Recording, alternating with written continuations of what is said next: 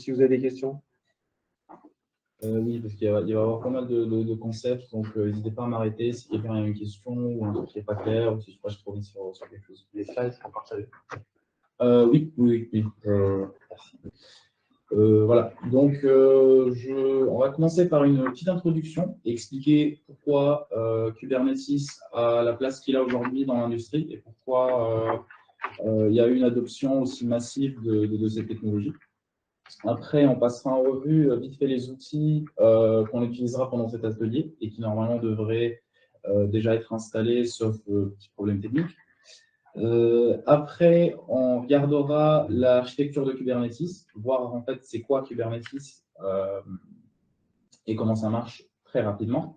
Et après, on verra des exemples de certaines ressources qui sont utilisées par Kubernetes. C'est des différentes briques que compose Kubernetes au niveau software. Donc, l'objectif de l'atelier, on va déployer deux petites applications, deux exemples. La première va être un simple petit workload. Pour l'instant, j'ai fait juste un script en fait, qui va générer un CSV aléatoire et on voudrait l'exporter. L'exemple peut être généralisé à des pipelines plus intensifs sur de la data. Et donc, on va faire ça dans un cluster Kubernetes qu'on va simuler sur notre machine locale. Et après ça, un exemple un peu plus poussé, on verra comment on peut déployer une application web qui va être hautement disponible, qui peut scaler automatiquement et on va rajouter du load balancing et comment cacher ces mots de passe quand on va les passer à son serveur. Alors, donc, Kubernetes est très répandu actuellement et sa popularité ne fait que grimper.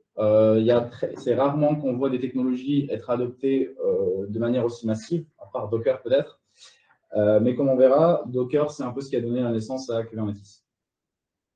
Donc, voilà, c'est mal agencé. Mais pourquoi Kubernetes? Donc, la première raison pour l'existence de Kubernetes, c'est le fait que années, la capacité de calcul dont les entreprises ont eu besoin a littéralement explosé. Et donc, la solution la plus simple, la plus intuitive, c'est si j'ai pas assez de RAM, eh ben, je prends une machine avec plus de RAM. Si j'ai pas assez de CPU, je prends une machine avec plus de CPU. C'est ce qu'on appelle le scaling, la scalabilité verticale. Une autre alternative, c'est la scalabilité horizontale. Ça veut dire que si une machine n'est pas assez, j'en ai deux. L'avantage de la scalabilité verticale, c'est que je n'ai pas besoin de changer mon code. J'ai mon code Python sur une machine. Si la machine est plus assez, ben j'en prends une qui est plus performante. Le problème avec cette approche, c'est qu'au-delà d'un certain point, ça devient extrêmement cher d'augmenter la capacité de calcul d'une machine. Si vous prenez une machine à 2 Go et que vous passez de RAM et passez à une machine de 4 Go, ça vous coûtera à peu près le double. Donc, il n'y a pas vraiment de problème. Si vous montez à 50 Go, un peu moins. Si vous montez à 1 Tera de RAM, ça devient quasiment exponentiel en termes de coût. Et donc, la décision qui a été prise de manière quasiment unanime dans l'industrie, c'est de scaler de manière horizontale. C'est-à-dire que si j'ai une machine à 2 Go de RAM qui n'est pas assez, ben je prends deux machines à 2 Go de RAM. Et ça, la scalabilité au niveau des coûts, elle n'est pas forcément linéaire, mais elle est beaucoup plus rentable que la scalabilité verticale. La deuxième chose qui a poussé l'évolution de Kubernetes, c'est le passage de plusieurs entreprises vers des architectures microservices.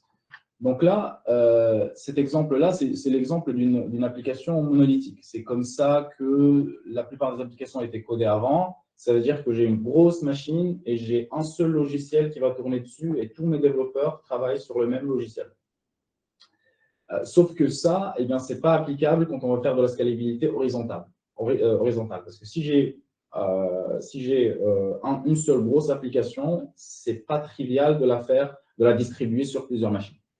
Donc, un pattern d'architecture qui est devenu très populaire, c'est les microservices. Donc, un microservice, c'est quoi? C'est un composant logiciel qui doit être indépendamment scalable Donc, si mon service il a un peu du mal à gérer le trafic, eh ben, pour le scaler, je le scale tout seul. Je n'ai pas besoin de scaler le reste de mon software. Il doit être indépendamment déployable. Si je veux faire une modification à mon microservice, il faut que je puisse modifier mon microservice sans toucher au reste de mon infrastructure. Et finalement, il doit être développé par une petite équipe autonome. C'est-à-dire que les personnes qui vont travailler sur un microservice, c'est-à-dire que différents microservices vont être développés par des équipes différentes. Donc, potentiellement, des environnements de développement différents et des dépendances différentes. Et après, si mon logiciel il est composé de plusieurs parties indépendantes, eh bien, il faut bien une manière de pouvoir coordonner tout ça pour que mes composants indépendants puissent communiquer entre eux.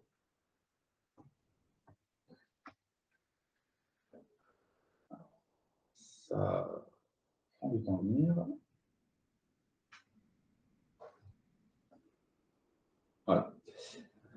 Et finalement, ça doit parler aux ceux qui ont assisté à l'atelier Docker, c'est l'adoption des technologies de containerisation et le plus connu, c'est Docker.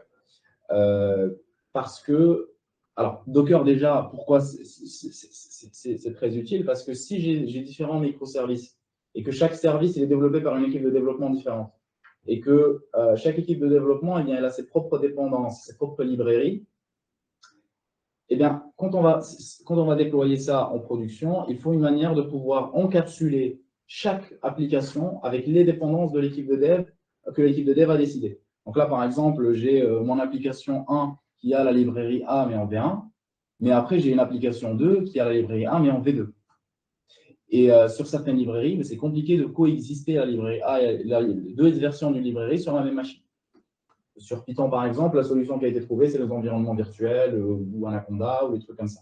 Et quand on veut généraliser ça à tous les langages, à tous les cas d'usage, ça devient très, très compliqué si on ne passe pas par la dockerisation.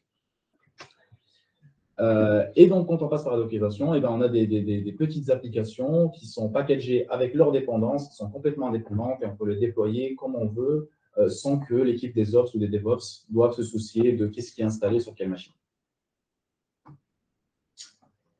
Donc, les outils qu'on va utiliser aujourd'hui. Premièrement, Minikube. Alors, pourquoi on va utiliser Minikube? Kubernetes, c'est un système qui est distribué. C'est-à-dire qu'il est fait pour gérer plusieurs machines,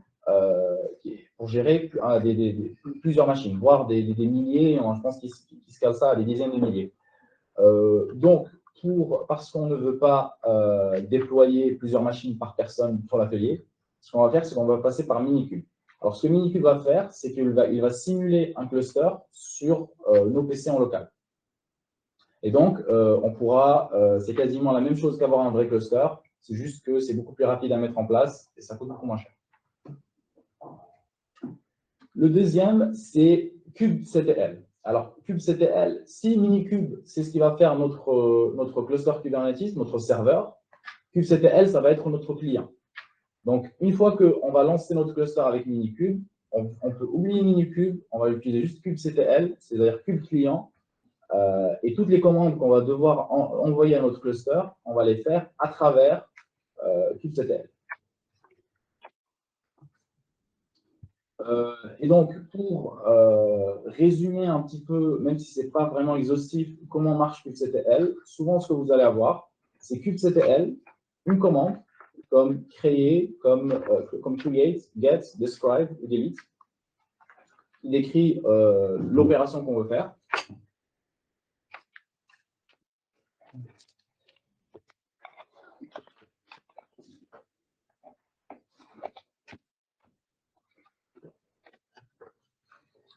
Pas de problème. Donc, ça va être kubectl, la commande qu'on veut exécuter. Donc, si on veut créer une ressource, ça sera create. Si on veut voir l'état d'une ressource, ce sera get. Si on veut décrire en détail une ressource, ce sera describe, delete. Il y en a d'autres. Après, ça va être resource type. Donc, la commande qu'on vient taper, sur quoi on veut l'exécuter. Ça peut être un pod, un service, un secret, un déploiement. Il va voir plus tard qu'est-ce que ces termes veulent dire. Et après, le nom de la ressource. Dans Kubernetes, le nom d'une ressource, c'est aussi son identifiant. Et des flags en fonction de use case. Donc, Pour commencer, j'ai préparé quelques petites manifestes qu'il faudra cloner de ce guide-là. Et normalement, vous trouverez la présentation dans le guide. Je vous laisse peut-être une minute ou deux pour faire le clone.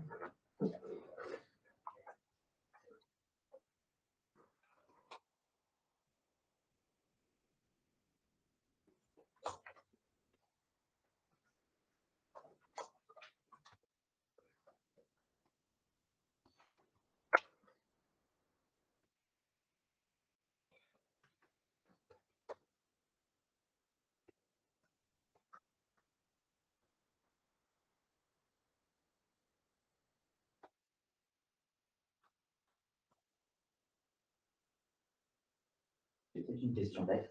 Ouais, Sur la diapo précédente, tu as dit donc j'ai la commande, j'ai QCPL, la commande, etc. Et il y a l'identifiant. Oui, Qui permet que je veux brancher. Ouais. Donc je peux avoir des pods, je peux avoir des services, je peux avoir différentes machines. Mais si j'ai différentes machines, Ah, c'est sur un même service, par exemple, juste pour distribuer la charge. D'accord. Et du coup, est-ce que je peux taper avec ma commande toutes les machines qui font la même chose et du coup ne pas avoir à remettre en boucle en prenant les identifiants de chaque machine? Alors, c'est une bonne question. En fait, tu vas avoir, enfin, c'est un peu, ça va venir après, mais en fait, en gros, tu vas avoir des ressources qui gèrent des ressources.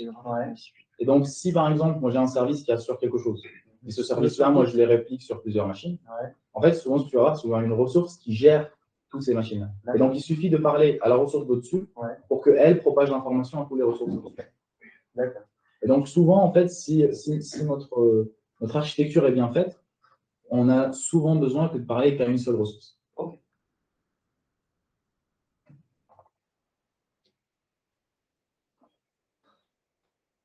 On est tous bons sur le clone Git. Attendez, moi j'ai pas. Tu n'as pas Git non plus?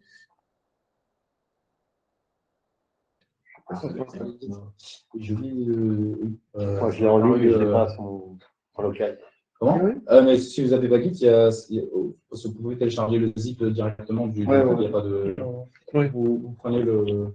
Prenez l'URL, allez sur l'URL et vous pouvez télécharger dans ce GitHub, vous pouvez télécharger un zip en fait, et vous le dézippez dans vos documents, et ça vous fera un dossier Datacraft Vitesse avec les ressources à l'intérieur. Oui, il n'y a pas forcément besoin de Git. Du coup, en attendant la Minikube, ouais. C'est utilisé juste pour des ateliers découvertes ou ça peut être aussi utilisé en entreprise, genre quand on développe, quand on veut tester d'abord sur sa machine, ou il y a d'autres technos pour. Alors, c'est une bonne question. Il y a, pour le dev, en fait, souvent, il y en a qui font ça. Il y en a qui vont faire un cluster à taille réduite pour tester. Et il y en a qui vont faire ça en local, surtout si tu veux, par exemple, des trucs de manière automatique. Par contre, Minikube n'est pas la seule techno pour faire ça. Et c'est la première, on va dire. Et il y en a qui sont sortis, qui vont, par exemple, simuler les composants d'un cluster dans des containers Docker. Donc forcément, ils sont plus lightweight, un peu plus efficaces. Donc pour un setup plus pro, je dirais qu'il y a mieux. Il y a Pine, il y a KTPS, ils sont tous faits par les auteurs de Kubernetes. Ça, c'est bien supporté. Ah. Il faut donner. Ah, attends. Ouais, non, c'est mieux de se mettre. Ouais, moi j'ai fait la même chose. Non, ça marche pas.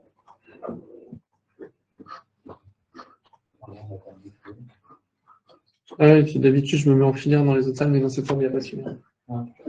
Et iPhone quoi? Xavier, iPhone de Xavier. iPhone de Xavier. Je pense que je vais faire pareil. C'est Jean-Marie, Louise. Sur Excel. Ouais, ce qui est.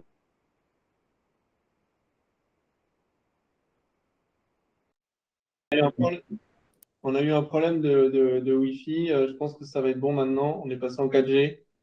Vous nous entendez bien? Oui, c'est bon là. Bon, ben, on est reparti là. Désolé. Ça vous a laissé le temps de cloner le répertoire, de naviguer, tout comprendre. Ok, donc je suppose que c'est bon pour tous et on avance. D'accord. Donc, l'architecture de Kubernetes. Alors, quand on dit Kubernetes, de quoi on parle?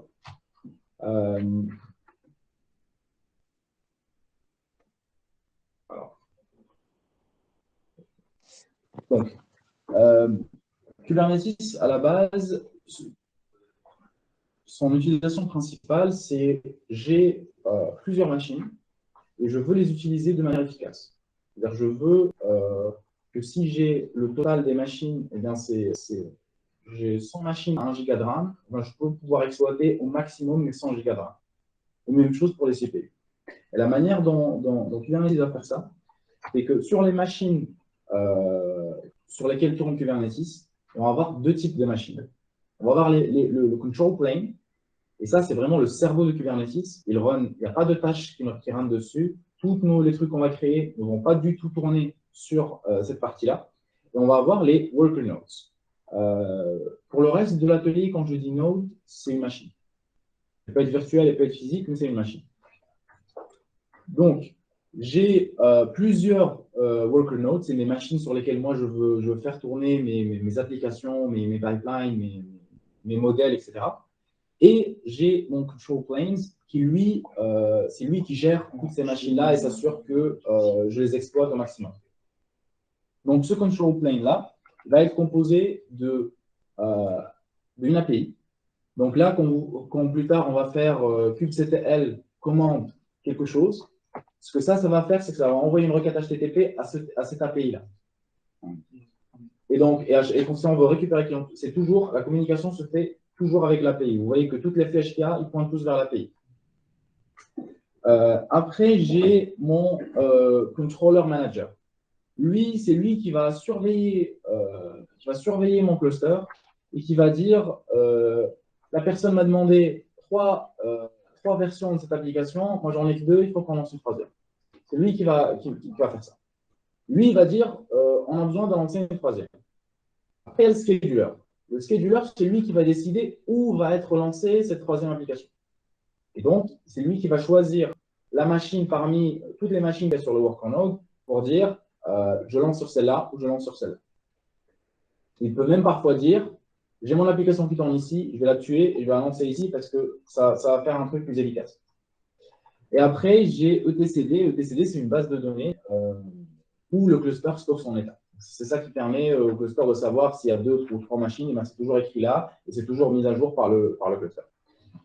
Donc ça, c'est le control plane. Souvent, on ne se soucie pas trop de ça et on garde un peu sur le côté. Ce qui est intéressant, c'est les worker nodes. C'est les machines sur lesquelles vont tourner nos conteneurs, sur lesquelles vont tourner nos applications.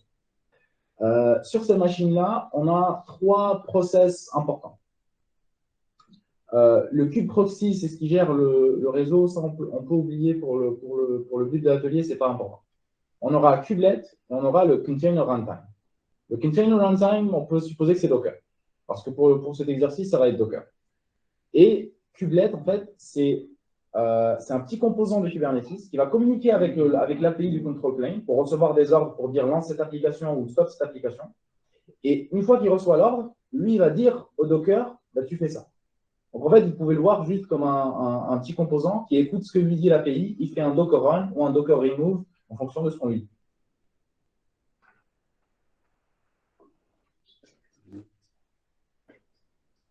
Donc, là, on peut rentrer un peu dans le vif du sujet. On va commencer avec les fondamentaux de Kubernetes. Donc, la première chose, c'est les pods. Alors, qu'est-ce qu'un pod?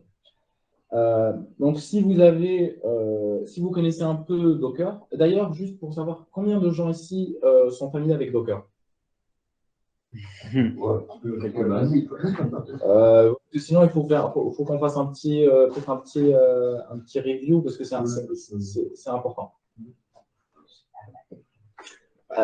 Donc, en gros, Docker, c'est un seul déploiement. C'est déjà ça, hein?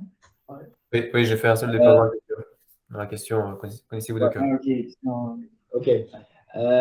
Donc, Docker, en gros, ça s'inscrit dans la discussion, dans ce que j'avais dit tout à l'heure par rapport au fait du problème de gestion des dépendances quand on veut déployer quelque chose sur une machine. Avant, quand on voulait déployer quelque chose sur une machine, il fallait qu'un gars de l'équipe Ops, il lance un serveur, qu'il se connecte sur SSH dans son serveur et qu'il installe toutes les dépendances exactement comme il faut. Et s'il rate un truc, l'application ne va pas tourner. Et si les devs changent leur environnement, ils doivent faire un document de spec au gars de l'Ops. Le gars de l'Ops doit aller sur la machine, vérifier ça et mettre à jour et synchroniser ça avec le déploiement de la prochaine version de l'application.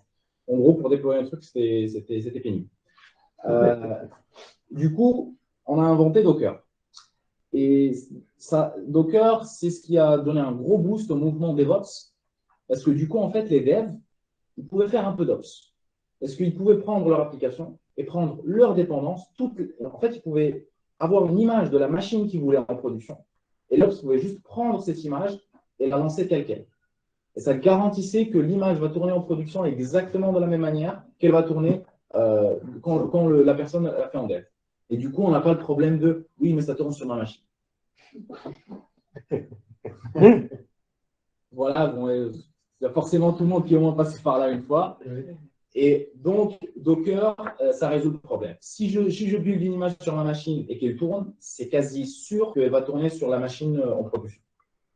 Et donc, un conteneur, ben c'est quoi? C'est un système de fichiers, donc c'est un système de fichiers Linux principalement, et un process. Ça peut être un Python, mon script, ça peut être, mais c'est un process. Et quand ce process meurt, le conteneur meurt. D'accord? Donc Kubernetes, il a pris ce concept-là de conteneur et il a rajouté une couche au-dessus qu'il a appelé pod. Donc un pod, c'est quoi? Un pod, c'est juste un ensemble de conteneurs qui peuvent communiquer entre eux, tout simplement. Et un pod, c'est l'unité la plus petite qu'on utilise dans Kubernetes. Il n'y a rien de plus petit qu'un pod. Vous ne pouvez pas lancer… Voilà, c'est au moins un pod. Et un pod, c'est une sorte de virtualisation d'une machine parce qu'il va avoir un IP. Et un pod va en lui-même tourner sur une machine qu'on va appeler un node. Donc, là, vous voyez par exemple l'exemple. J'ai un cluster avec deux worker nodes, j'ai deux machines. J'ai un pod 1 qui contient un seul conteneur, qui a un IP distinct. J'ai un pod 2 qui a deux conteneurs et qui a un IP distinct. Et là, on ne peut pas avoir un pod qui est distribué sur plusieurs nodes. J'ai une question, mais elle est un petit peu… Donc là, du coup, ton web, il a une IP. Ouais. Et du coup, s'il fait une requête sur Internet, est-ce que c'est l'IP du node qui apparaît ou est-ce que c'est l'IP, c'est dans le protocole de communication? Oui. En gros, en fait, tu vas avoir l'IP là, c'est un IP, disons, virtuel. Ouais. C'est Kubernetes qui va le générer pour la machine. Mais une fois que la requête, en fait, elle sort du cluster, il va y avoir une traduction. D'accord. Et donc, l'extérieur ne va pas voir cette IP-là parce que c'est vraiment… c'est la même chose, en fait, si tu fais un Docker run. Ouais. Tu peux voir que ton conteneur, il a un IP dans Docker. Ouais. Mais cette IP, en dehors de Docker, il n'a aucun sens. D'accord, ok. C'est une façon de poser la question. Oui. Pardon, vas-y, enchaîne du coup. C'est du coup, en fait, quand tu parlais de virtualisation, c'est pas tout à fait une virtualisation puisque on ne définit pas la ressource.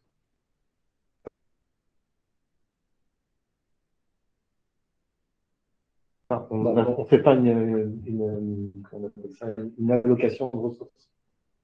Il s'appuie sur le reste, sur le framework sur lequel il tourne, c'est ça?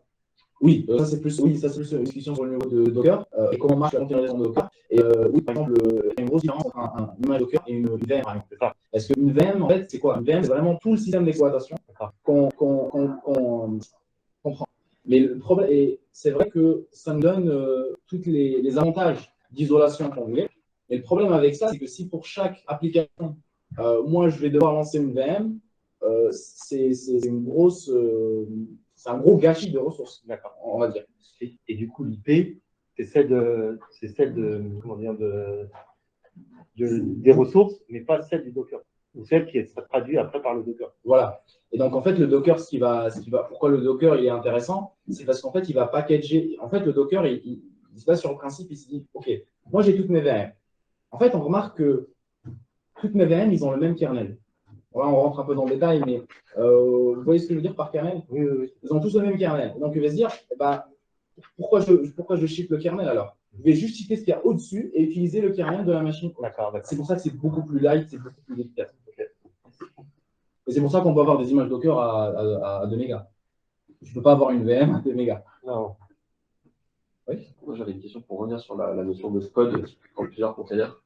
Est-ce que c'est similaire à un network sur Docker? Parce que des fois, on peut créer des networks pour faire communiquer plusieurs containers. Oui, alors l'exemple que je donne qui explique ça, techniquement, ce n'est pas vrai, mais si tu y penses comme ça, tu vas arriver aux bonnes conclusions.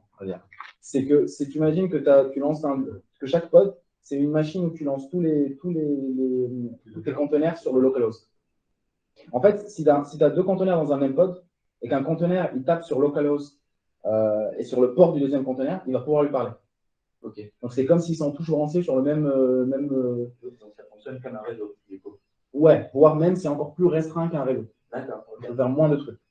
Ok, d'accord. Mais voilà, vous pouvez supposer que chaque pod, en fait, c'est son petit réseau contenu. Ok. La raison pour laquelle je n'aime pas dire réseau, c'est parce que c'est le même IP partout. Donc c'est pas vraiment un réseau. Ah oui, oui. Vu que c'est le même, voilà. Donc Okay. voilà. Et donc, ouais, le truc important aussi à savoir, c'est qu'un pod ne peut pas être distribué sur 2 machines. Et donc, si Kubernetes, par exemple, il dit, c'est quoi ce pod-là, ça serait bien s'il est sur cette machine-là plutôt que cette machine-là, il va le tuer sur cette machine et le ramener sur cette machine. Ce qui m'amène à mon autre point. S'il y a une chose à apprendre de cet atelier, c'est qu'un pod est éphémère. C'est-à-dire qu'à n'importe quel moment, et sans vous prévenir, Kubernetes, il peut tuer votre pod. Parce que c'est le compromis que les créateurs de Kubernetes ont fait pour dire, si on veut un truc qui fait une utilisation efficace de l'infrastructure, on doit pouvoir faire ça. On doit pouvoir dire qu'un pod, il doit pouvoir être déplacé comme on veut. C'est pour ça qu'on ne stocke pas de données dans le pod. Il y a d'autres choses pour ça. Parce que si tu stockes de la donnée dans le pod, dès qu'il est tué, tu perds la donnée qu'il y a dedans. À ce moment-là, la responsabilité de la disponibilité de l'appli,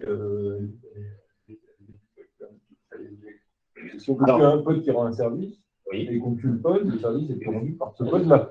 Exactement. Et qui a la responsabilité de s'assurer que si on tue un pod, la requête de je ne sais quoi, peut-être, le service sollicité peut-être c'est une très bonne rendu question. par un autre pod. C'est une très très bonne question. Alors je répondrai à moitié parce que l'autre moitié elle vient après. Mais la première, je dirais que la responsabilité elle est partagée entre le développeur et entre l'opérateur du cluster. D'une part, la responsabilité du cluster est de faire une application qui est dite stateless. C'est-à-dire que le développeur part du principe que son application peut être tuée et relancée à n'importe quel moment. Et donc, si j'ai des données à stocker, je la mets dans une base de données, je la mets dans un S3, mais je ne la mets jamais en RAM en disant je vais l'utiliser plus tard. Parce que ta RAM, elle peut être tuée à n'importe quel moment.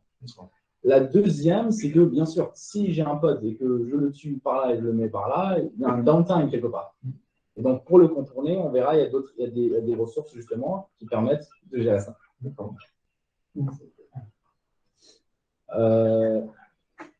Donc, l'autre chose, c'est que vu que les pods, en fait, ils vont avoir leur propre IP, c'est-à-dire que les pods, ils communiquent entre eux avec leur IP. C'est-à-dire si un pod, il veut communiquer avec un autre pod, ce qui est quasiment toujours le cas, il y a quasiment aucune application où ça a du sens d'avoir des pods qui communiquent jamais. C'est qu'on suppose qu'il y a un flat network, c'est que n'importe quel pod peut attaquer n'importe quel pod sur le réseau. Ah oui, l'autre chose qui est intéressante, c'est que vu que les pods peuvent être bougés de nœud en nœud, on essaie de ne jamais communiquer avec la machine en dessous. Parce que le but, c'est d'abstraire les machines qui sont en dessous. Donc, je ne cherche jamais parce que c'est possible, c'est exposé dans l'API Kubernetes, mais on ne cherche jamais à parler à la machine qui fait tourner notre pod. Parce qu'elle peut changer cette machine. Donc, je ne cherche jamais à stocker mes fichiers sur le disque vrai de la machine. Parce que peut-être que dans mon seconde, je tournerai sur une autre machine. ça rejoint du coup ce que tu disais juste avant avec la RAM et les données. Exactement. Ouais, d'accord. Exactement. Et comment les pods connaissent les IP des autres pods? Ça, c'est la découvrabilité des services. Et on arrivera à. Oui, parce que la question elle est encore plus pertinente, parce que quand un pod il change de machine, il change d'IP aussi. Bah oui, c'est ça. Donc, oui. L'autre chose, c'est la bonne pratique. C'est-à-dire, si un pod, eh ben, il peut contenir plusieurs conteneurs, eh ben, combien de conteneurs, c'est trop. Et combien de conteneurs, c'est pas assez. Et souvent, la règle qu'on applique, c'est si mes conteneurs n'ont pas absolument besoin d'être ensemble, je ne les mets pas ensemble. Pourquoi? Parce que vu que le pod, c'est la plus petite unité qui existe dans Kubernetes, plus je mets de conteneurs dans le même pod, plus Kubernetes n'a pas la main sur l'agencement de ces conteneurs. Parce qu'il ne peut que les déplacer ensemble ou les ajouter ensemble. Et donc, là, par exemple, sur l'exemple le plus banal d'une application avec un back-end et un front-end, ben, la bonne pratique, c'est de mettre le front-end dans un pod et le back-end dans un autre pod. Et voilà. Dans une architecture du coup de microservices, simplement un container par pod, donc. Tu vas avoir un pod par service. Et encore. Mais tu ne vas pas forcément avoir un conteneur par pod parce que tu peux avoir, je vous donne l'exemple le plus classique de mettre 2 conteneurs dans un même pod, c'est j'ai mon conteneur, j'ai mon serveur qui fait son truc et qui génère des logs.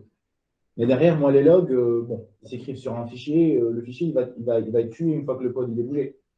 Et donc, qu'est-ce qu'on fait? On rajoute un autre conteneur et lui, il va être chargé juste de lire les logs et de les envoyer quelque part. Dans une solution centralisée de logs, sur un S3, peu importe.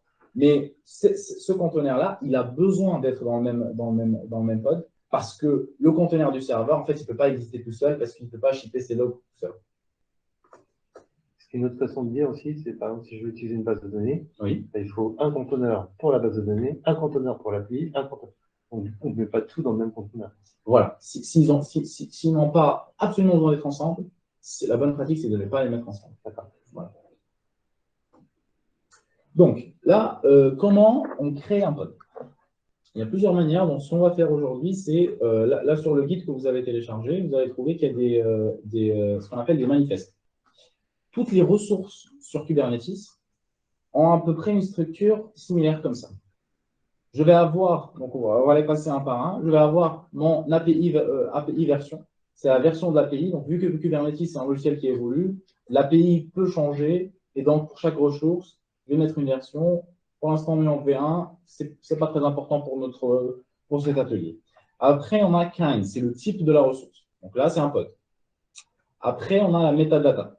Le truc le plus important là, c'est le name. Pourquoi c'est important? Parce que, comme on avait dit tout à l'heure, c'est un identifiant de notre ressource. Après, il y a la partie spec. Et ça, c'est les spécifications de mon conteneur, de mon pod. Et là, remarquez que le containers est au pluriel, signifiant que j'aurais pu définir plusieurs conteneurs dans ce même pod.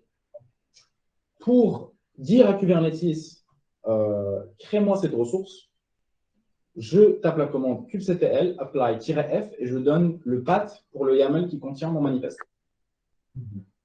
Donc là, si vous avez... Alors, je vais sortir mon terminal. Alors, est-ce que ça apparaît sur l'écran ou pas? Ça prend du temps. Je partage.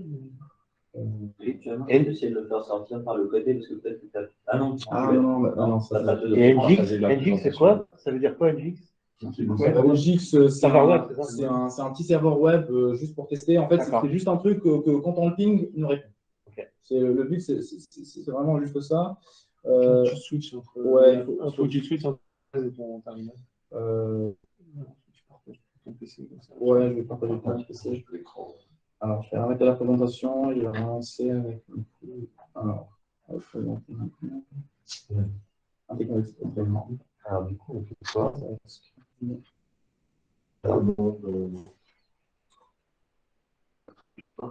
Bon, Tu vas être au. Ailleurs, à la race. Oui. Donc là, voilà, je viens dans mon. Comment? Non, mais t'es dedans, là. Racine, c'est quoi le. Non, Alors déjà, il faut que le mini-cube soit lancé. Donc ça veut dire que vous avez déjà fait mini-cube start. Non, je crois que je l'ai pas fait. Ouais, mini-cube start. Je peux vous grossir un petit peu le terminal. dans le guide, après dans le guide, dans la hiérarchie du guide. D'accord. Voilà.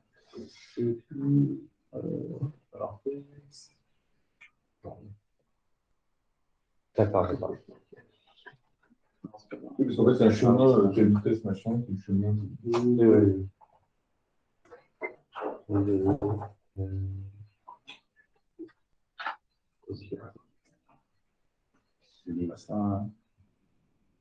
D'accord, pas du tout bas. Alors, je ne sais pas si c'est cette projection qui est en décalé ou si les gens qui sont en remote, ils voient ça en décalé aussi. Ils voient ça en décalé, je pense aussi. Parce que, Effectivement.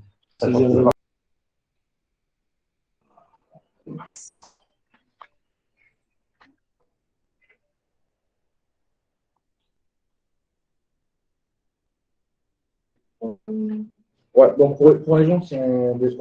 Voilà, donc désolé pour les problèmes de connexion, là ça devrait être. Donc, oui, sur les commandes, il met du temps à apparaître. Mais si vous avez mis votre cube start et que vous avez le cube CTL apply comme c'était sur la slide, vous avez dû avoir reçu un message pour dire que le truc a été créé. Voilà. Et donc, le web server est créé. voilà, donc, d'accord. Et pourquoi c'est web server? Parce que c'est le nom qu'on a donné au code dans le fichier manifeste. Donc après, si je veux être sûr que mon code est bien lancé, eh bien, je fais un cube CTL get pods. Et ça, ce que ça va faire, c'est que ça va m'afficher tous les pods qui sont déployés actuellement. Donc lui, on peut arriver à cette étape-là de... Regardez pas ce que je fais maintenant. Ah oui, bah, il y a le serveur web. Et une minute C'est cool. Et là, mon serveur web et le mien, il n'est pas encore lancé. Vous allez voir qu'il est ready 0 sur 1 parce qu'il est en train de créer le conteneur. Et si je devais deviner, je dirais que c'est parce qu'il a du mal à tirer l'image parce que quand je dis mon image, c'est Nginx, par exemple, en fait, lui, ce qu'il va faire, c'est par défaut, il va aller chercher dans le Docker Hub. Ouais. Le Docker Hub, pour ceux qui ne connaissent pas, c'est une sorte de GitHub pour les images Docker. Et donc, il va essayer de télécharger l'image en local et après de faire un Docker Run de Nginx dans la machine. Donc là, on est toujours là. En fait, avec tout ce que tu dis sur la destruction d'un code, sur un nœud, le fait que les données ne soient pas sur la RAM, etc. Ouais. J'ai l'impression que ce n'est pas optimisé du point de vue donc, du coup de la mémoire, et au sens où du coup, une machine est toujours obligée d'écrire et d'aller lire des données sur un disque et de les écrire en local pour interagir avec, etc. Et ça, c'est quand même une partie qui prend beaucoup de temps sur un ordinateur d'écriture. Tu peux reprendre ta question, s'il te plaît? Et ben, en fait, je vois par exemple sur un pod, imaginons que le conteneur qui est dans un pod, il a besoin de certaines données qui sont du coup pas enregistrées en local, elles sont enregistrées sur un disque qui se trouve ailleurs. D'accord. Et ben, du coup, pour pouvoir les manipuler, il va devoir aller lire ce disque et il va devoir copier les données sur sa RAM locale. Et les temps de lecture-écriture sur un ordi, c'est typiquement ce qui vous plus pas. Alors, oui, en effet, je ne sais pas si tu as déjà utilisé des serveurs sur le cloud. Un petit peu, ouais. Mais souvent, quand tu prends un serveur sur le cloud, tu loues juste la RAM et le CPU. Ouais. Et le disque, en fait, tu le prends séparément. Ouais. C'est-à-dire que tu prends un disque, tu peux le plugger sur n'importe quelle machine. Et donc, en fait, le fait que le stockage soit séparé en quelque sorte du calcul, il est déjà dans la partie infrastructure. C'est-à-dire que cet aller-retour, en fait, les cloud providers ont déjà optimisé pour. C'est pour ça, en fait, que même si tu n'utilises pas Kubernetes, la même philosophie s'applique. Parce qu'en fait, tu achètes la capacité de calcul, tu plugues le volume, tu peux supprimer le serveur, en prendre un autre et plugger le même volume et tu auras le même système de fichiers. Oui. Donc, en fait, les patterns d'accès sont exactement les mêmes. Il y a forcément un tout petit peu de perte de performance juste pour le fait qu'il y a une virtualisation, il y a une couche d'abstraction dessus, mais ce n'est pas quelque chose qui va être. C'est pas quelque chose que tu vas remarquer en production, à part si tu fais des trucs qui sont vraiment orientés performance, où là, tu es à la milliseconde. Et souvent, si tu as des use cases comme ça, il y a des extensions de Kubernetes qui sont faites pour. En gros, Kubernetes il est fait avec l'idée d'être étendu. C'est-à-dire que tu vas trouver énormément de ressources, et c'est ce qui fait la force Kubernetes, qui sont open source et qui se plug sur Kubernetes et qui te donnent en fait de nouvelles ressources.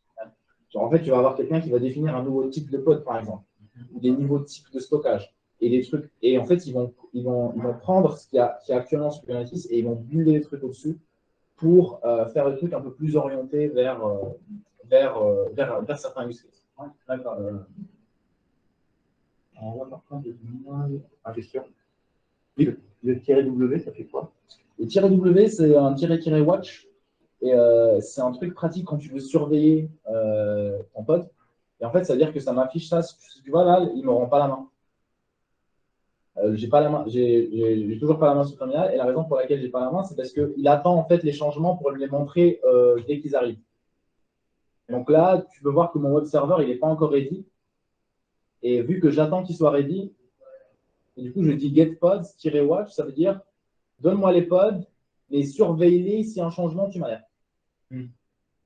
C'est pratique quand on attend un truc pour se lancer ou quand on fait une action. Parce que oui, ça, c'est un autre truc. Kubernetes, c'est déclaratif.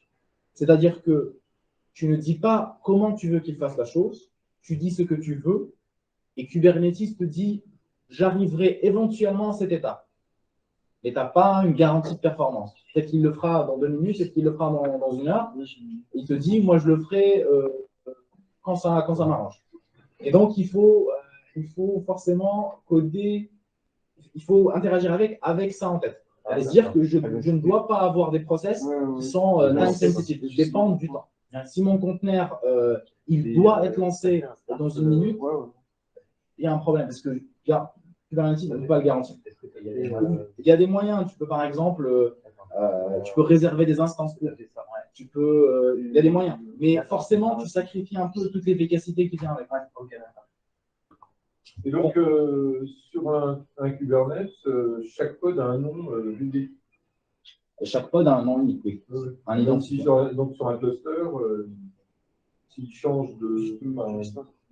Ouais. Alors, un pod va garder, s'il change d'instance, il va garder le même nom. Ouais, justement, c'est la même ressource. Oui. Mais vu que cette ressource, elle abstrait la machine en dessous, parce que, justement, donc là, j'arrive. Bon, ce que vous pouvez faire, là, je n'arrive pas à le faire, mais si vous voulez voir les détails de votre pod, vous faites kubectl describe et vous mettez l'identifiant de votre pod, donc web server. Là, on a des infos. Voilà. Et donc là, vous trouverez. D'ailleurs, sur la slide d'après, la présentation, vous l'avez sur le guide. Vous allez avoir des commandes un peu pratiques pour.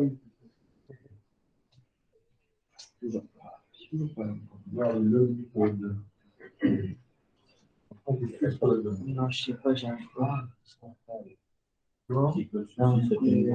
Describe quoi? C'est que moi, j'ai ce qu'on Describe et le le nom du pod. D'accord. Là, dans le PDF, moi, je suis là. dans le public, il y a un PDF. À la racine, il y a un PDF. C'est page 23. Et comment c'est pas 23? Ah, je n'ai pas le. Quoi? T'as téléchargé Même si c'est pas stable. Ah, pardon. Est-ce que tu peux faire un describe avec Pas pour moi. pour voir si tu peux le mettre au même endroit ou c'est vraiment juste ça marche. Ça revient à ce que je disais par rapport au fait d'éviter de faire du bas niveau avec Kubernetes. C'est souvent Kubernetes d'abord une couche d'abstraction. Et en fait, souvent, tu n'auras jamais besoin de parler de long terme. Tu vas juste parler en termes de. En dessous, il y a des IP qui travaillent, mais je vais souvent juste parler en termes de DNS parce qu'en fait, derrière, il y a tu peux donner un DNS à un service. Et comme ça, en fait, même si le service change d'activité, tu as toujours le même DNS que tu tapes dessus. Et donc, les services, en fait, c'est comme ça. Pour le nom, c'est le pod. Et le nom, C'est plus théorique. moi, je l'ai appelé comment? Théoriquement, je ne sais pas. Franchement, je ne sais pas. C'est pour dire, te dire que voilà, si tu veux t'amuser. Comment j'ai su que c'était votre serveur? Dans le fichier, il s'appelle web server. Non, mais il dit dans la commande. Oui, mais quand tu fais la liste. Quand tu fais le getPod, il te donne le nom du serveur. Exactement. Enfin, le nom de tous les pods. Dont le nom de ton serveur, c'est un running. Donc, du coup, qu'est-ce que j'ai fait?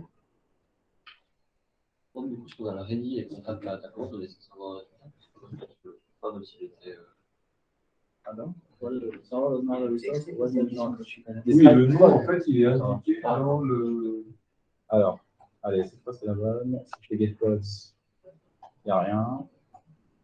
Si je fais. Et du coup,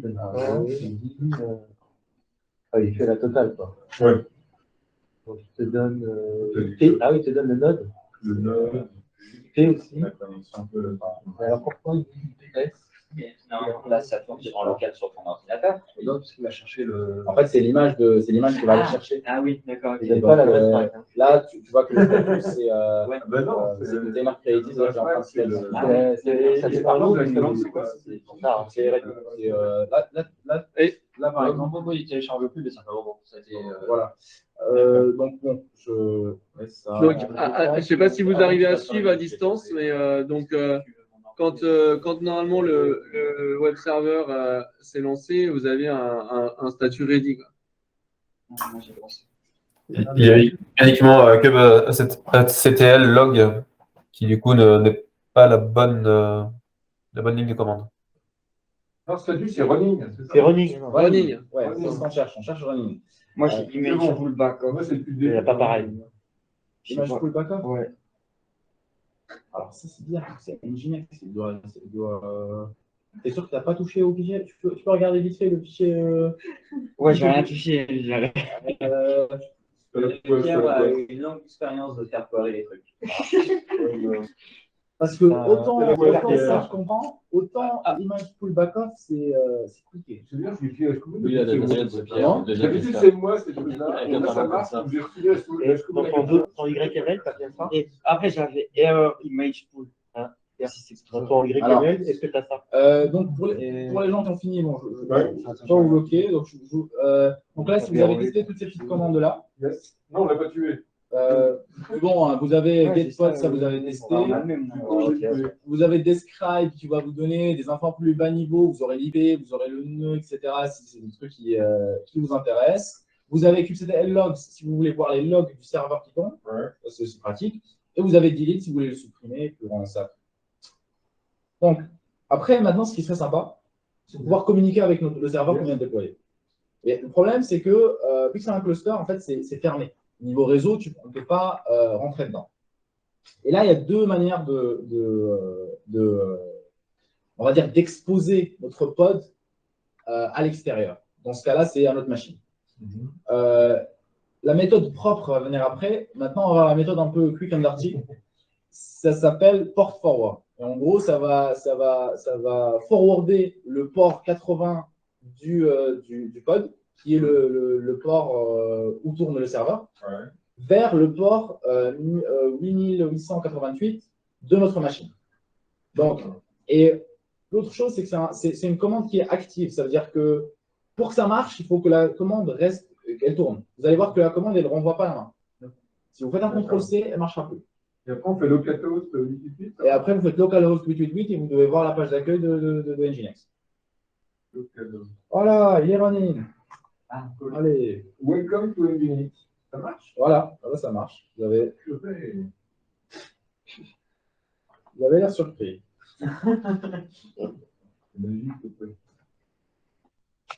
Donc, voilà, je lance mon port forward. Il me dit, je suis forwarding. Il ne me donne pas la main, c'est en train de tourner. Si je vais sur localhost 888, il me dit Welcome to Nginx, ça veut dire que mon pod il a bien reçu la requête. Et si vous revenez sur votre terminal, vous allez voir qu'il a bien logué, qu'il vient de gérer une connexion de OTP. Ah, et on peut regarder ces logs. Ouais, on peut par exemple, si on veut regarder les logs de notre serveur Nginx, donc je vais faire logs et web server. Et du coup, comment tu as fait pour prendre la main? CTRL-C. CTRL-C. Non, mais ce que tu as fait pour aller en localhost et taper 888. Oui, si tu vas sur ton navigateur, normal. Ouais. Tu vas sur Firefox ou Chrome. Ou... Ah oui, tu as un get, Mozilla, machin. Je sais pas compris, c'est pas grave. Dans ton navigateur, dans l'adresse de ton navigateur, tu tapes localhost. J'ai la salle à commande forward. Ouais, oui. Et donc, du coup, regarde là, tu vas sur un Navigateur Internet. Et là, du coup, tu tapes ici localhost. D'accord. Et je tape 2.12.4. Ah, d'accord. Et- C'est dans le. D'accord. Voilà, là, tu y es. Et là, du coup, je suis sur le C'est serveur. le serveur. Et là, Du coup, il ne te renvoie rien parce que lui, il faut qu'il reste ouvert. Mais si tu ouvres Nouvelle un nouveau commande. terminal de commande, comme c'est quoi le raccourci sur cette chose? Plus, t'as pas un plus là? C'est un Windows. Ah, t'as un Windows. Voilà, c'est une CMD. Et donc Et là, là, tu refais. tu vas au bon endroit. Donc, tu vas dans ton dépôt de bits Ah. d'abord. Non, t'es pas obligé, tu peux faire que Kubernetes, log serveur. Ouais, bon, bah vas-y. Essaie Tu de faire fais- kubectl. kubectl, tu fais log web server, et tu vas voir qu'il a accédé avec ton. Non, mais Non. tu fais Ah. kubectl log. Voilà, c'est ce que j'ai. Donc là, quand j'ai ça, tapé, j'avais pas compris. quand je fais un kubectl logs web server, je vois bien qu'il a bien register. Web server. Ouais, le nom du Le nom serveur. du code web server. Et là, tu vas voir que tu as accédé à ta page machin. Si vous avez des questions à distance, n'hésitez pas. Hein. Je sais que c'est peut-être un petit peu compliqué de suivre pour vous, mais n'hésitez pas à vous manifester. Hein. Tu as accédé à la page get, là. Mozilla, tu l'as accédé avec Mozilla, avec Firefox. Tu vois. Et il a accédé à ta page avec tel, Super, Julien. Bon, c'est bien. Avance. Donc, on arrive tous à pinguer notre pod depuis le localhost. On arrive tous à afficher les logs du serveur pour voir qu'on c'est bien nous avec notre système d'exploitation et notre Firefox. Et donc, ça, c'est le petit schéma donc, qui explique ce qu'on a fait. Je tape sur mon localhost, sur le kubectl port forward qui tourne. Lui, il va transmettre ça au pod qui est en train de tourner. Il prend la réponse et il me la transmet dans mon localhost. Alors, maintenant, on va voir.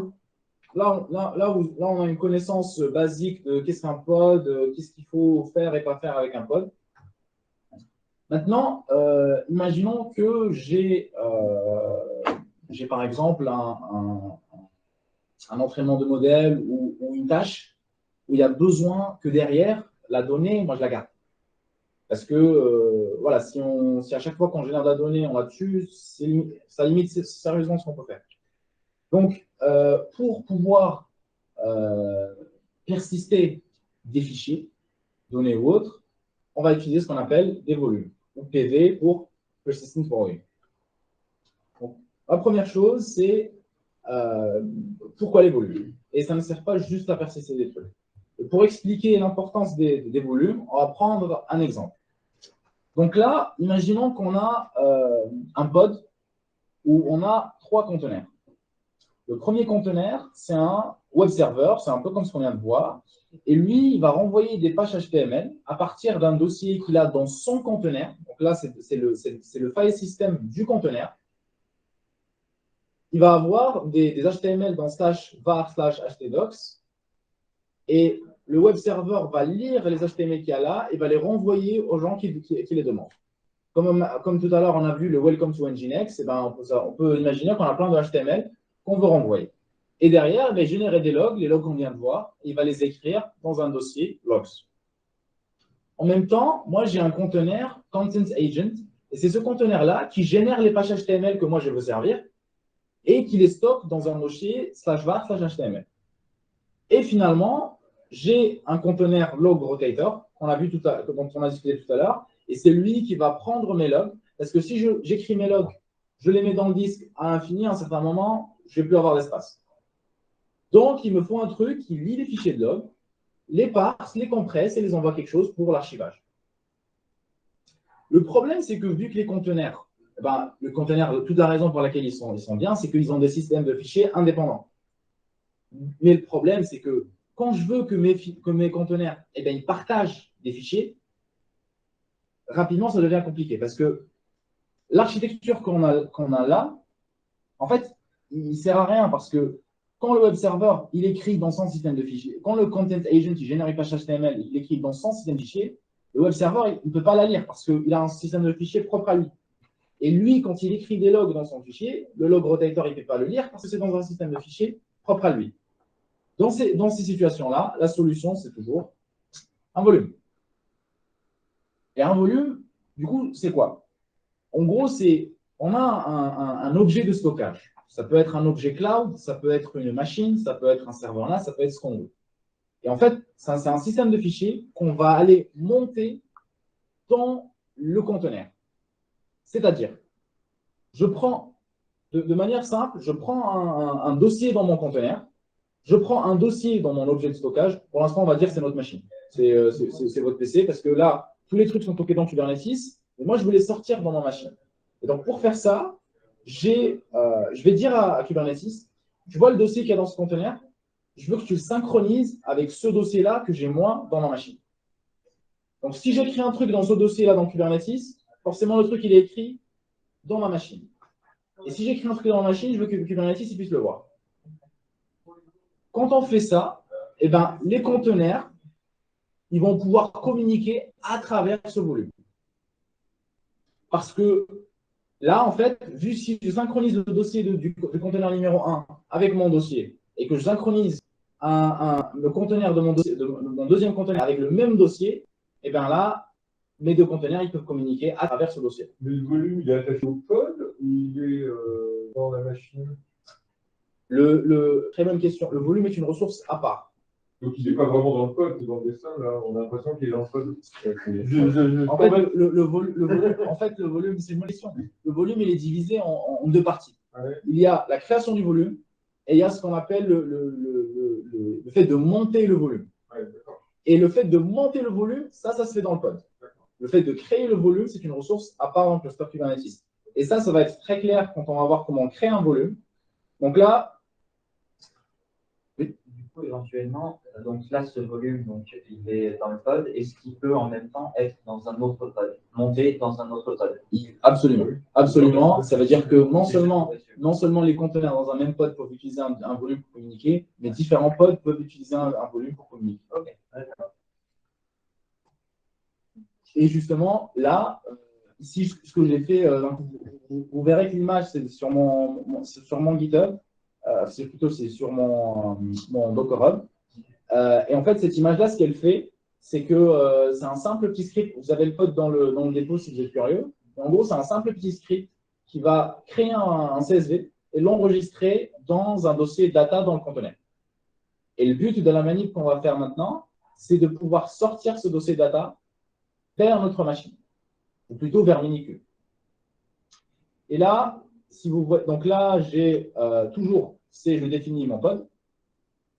Donc là, ça revient à la question de est-ce que le volume il fait partie du pod ou pas. Donc là, je donne mon nom à mon pod, donc je l'ai appelé My Workflow. Et là, j'ai mes conteneurs. Donc là, je l'ai appelé app.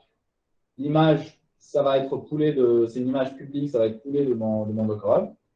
Et là, j'ai volume mount, le montage du volume. Et en bas, j'ai la déclaration du volume. Ça se fait en deux temps. D'une fois, je dis, voilà le volume que je veux. Donc, voilà le dossier, par exemple, sur ma machine que je veux synchroniser. Et dans le pod, je dis, voilà le volume mount, c'est-à-dire, voilà le dossier dans le pod que je veux synchroniser. Je donne un nom à mon volume. Comme toutes les ressources Kubernetes, il leur faut un nom. J'ai le port, donc le conteneur, et j'expose le port 80 parce que c'est là où. Non, pas, j'avais pas besoin de le faire. Volume. Et donc, pour créer ce volume, est-ce que j'ai mis la commande? Non, j'ai pas mis la commande. Il y a commande, mais ça ne marche pas. Il faut d'abord faire le crate. Il faut d'abord faire le. On a fait pour le pod, là. Oui, oui. Et là, je ne sais pas pourquoi, j'ai oublié de mettre le truc. En gros, la commande, ça va être kubectl. C'était le fly moins F de ce truc-là. De ce truc-là, exactement. D'accord. Exactement. Pod. Alors, et là, il y a un petit disclaimer à faire. C'est que quand on travaille avec Minikube, en fait, Minikube, c'est en elle-même, c'est une VM ou un Docker. Et donc, en fait, quand vous créez le volume, vous allez synchroniser Minikube avec le pod. Et derrière, il faut aussi synchroniser Minikube avec votre machine. En gros, ce que ça veut dire, c'est qu'avant de faire la manip, il faudrait ouvrir un autre terminal et taper Minikube mount, un dossier en local que vous voulez synchroniser et /data. Ok. Le Minikube mount, l'instruction qui a ce pas. Alors ça là, Minikube mount data.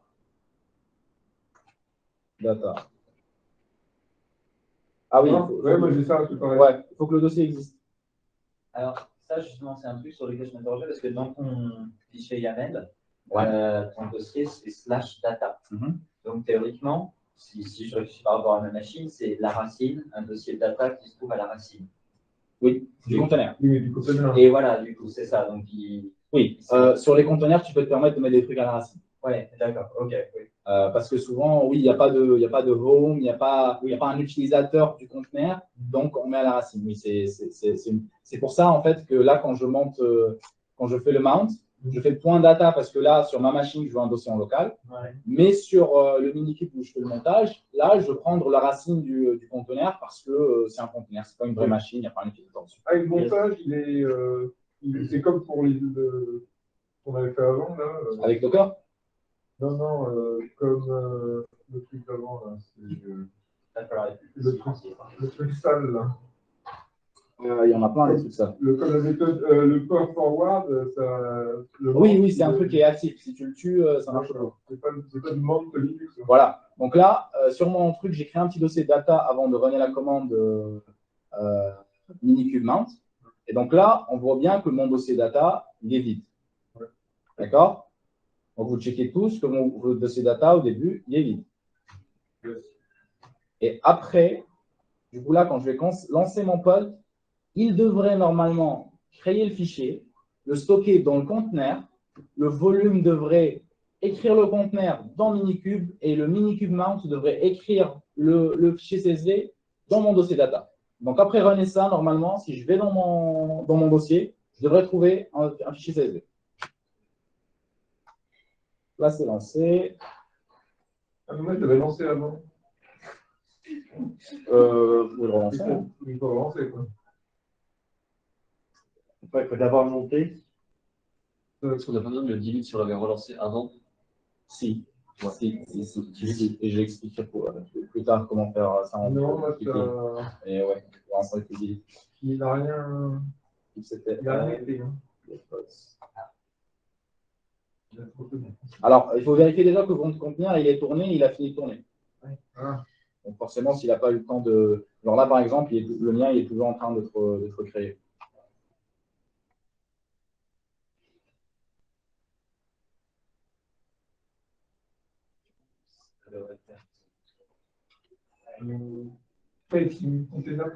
Ouais, ça, c'est la connexion. Et il y a moyen que ça prenne. Pourquoi? Parce que l'image est un peu l'autre. Ouais, d'accord, ok. Ouais. Pas prévu. Parce que là, c'est un Docker. Alors, en fait, comme il a expliqué, il est en train de télécharger une image de Docker Hub et de l'installer sur ta machine, sur ton truc virtuel. C'est systématiquement à chaque fois que c'est un truc. Elle fait à peu près combien? Un giga? Un truc comme ça, ouais. D'accord. Un giga. Ah, un peu moins. Un giga dessus. Ça va te consommer sur ton téléphone. Un peu moins. D'accord. J'avais pas prévu qu'il y avait une connexion. Parce que quand j'ai fait les tests sur mon truc, j'ai pas fait attention. Enfin, j'y vais avec une autre connexion. Ouais, mais normalement ici ça fonctionne bien, mais c'est vrai que là, avec la charge, quand on est tous connectés, ça fonctionne moins bien. Ça, c'est un point qu'il faut qu'on travaille ici. Ouais.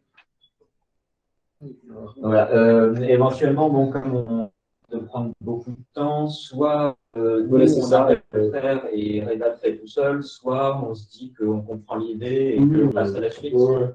Qu'est-ce que vous voulez? On peut passer si vous voulez. En plus, il y a la présentation, voilà. Voilà, donc l'idée était que le fait de toute façon, vous aurez ça, vous pouvez lancer ça plus tard, mais voilà, l'idée, je veux juste repartir sur le manifeste un peu plus en détail.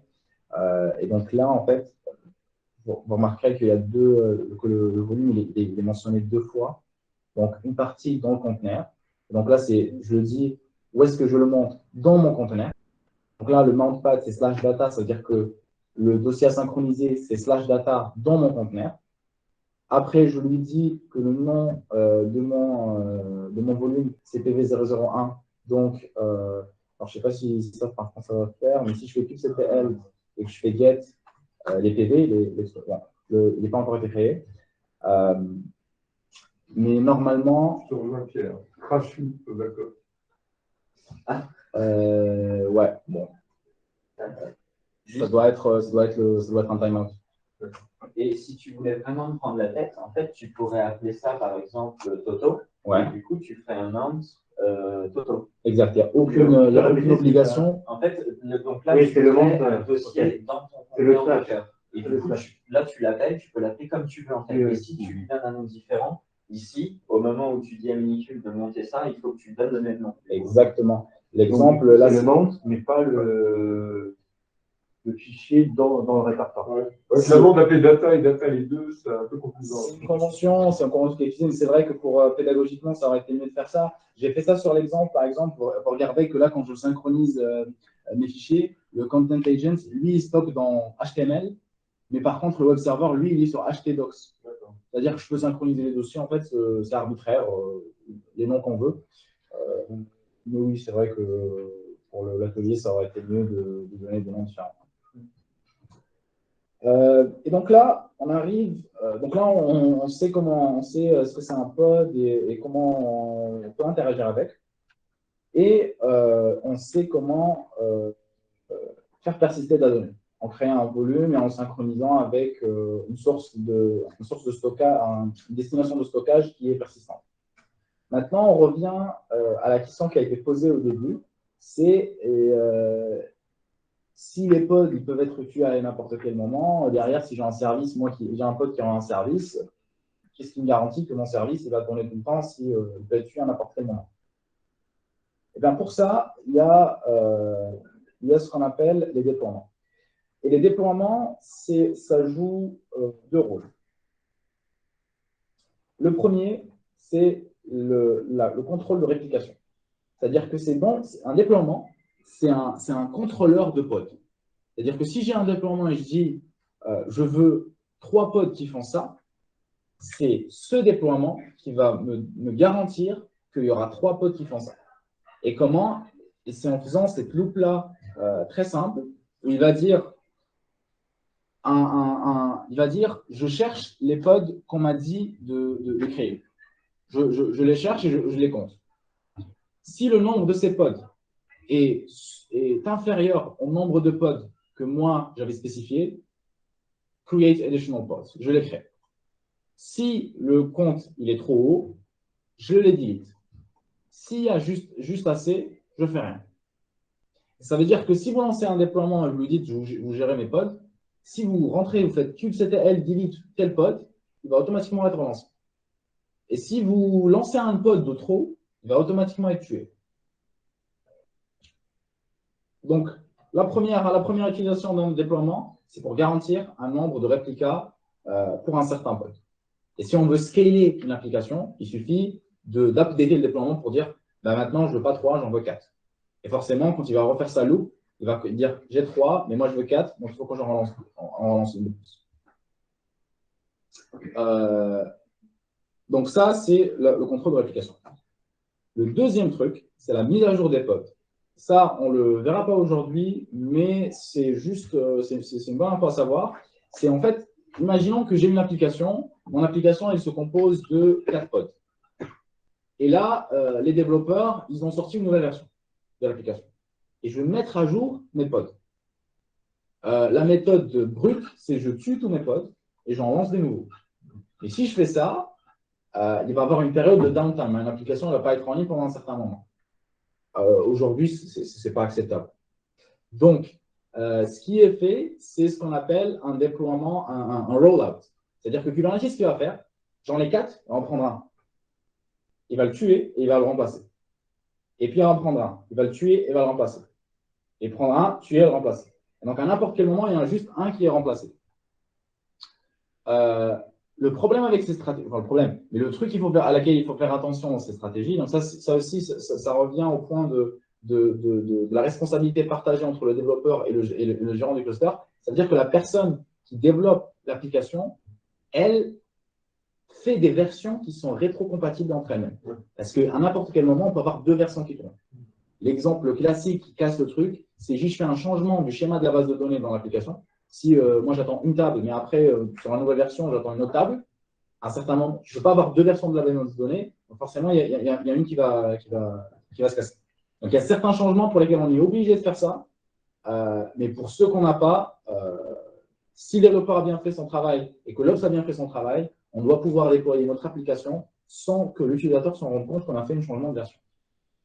L'autre truc qui est sympa avec ça, c'est que si j'ai une nouvelle version et que je ne suis pas sûr que cette version elle marche super, ce que je peux faire, c'est remplacer un petit pourcentage de pods et voir si je n'ai pas de modification, je n'ai pas d'erreur, ou si un truc encore plus poussé, si on aime bien faire de l'IA, si je n'ai pas de changement dans mes métriques de rétention ou de choses comme ça. J'ai mes KPI en tant que business, je peux déployer un seul pod et laisser 4 de l'ancienne version et voir si les gens, parce que du coup c'est aléatoirement rerouté sur tous, et voir si les gens qui tombent sur mon pod que j'ai modifié, eh ben, ça ne fait pas varier mes KPI. Peut-être que ça les fait varier dans le bon sens ou dans le mauvais sens.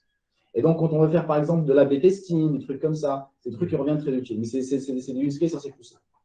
Et comment tu as appelé ça? Le rôle? Rollout. C'est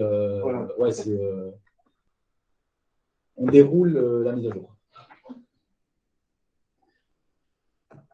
Et donc, comment créer un déploiement? Donc là, le manifeste aussi, vous l'aurez dans le dépôt. Et là, juste pour le parcourir rapidement, une partie qu'on a rajoutée maintenant, qu'on n'a pas vue tout à l'heure, c'est les labels. Et là, si vous regardez, en fait, le déploiement, je vais lui dire, je veux réplica 3. Donc, je veux 2 pods qui ressemblent à ça. Donc, 2 pods qui va avoir telle image, tel port, telle variable d'environnement. Vous pouvez ignorer cette partie-là, c'est un autre sujet. Mais en gros, je vais lui dire, lance-moi 3 de ça.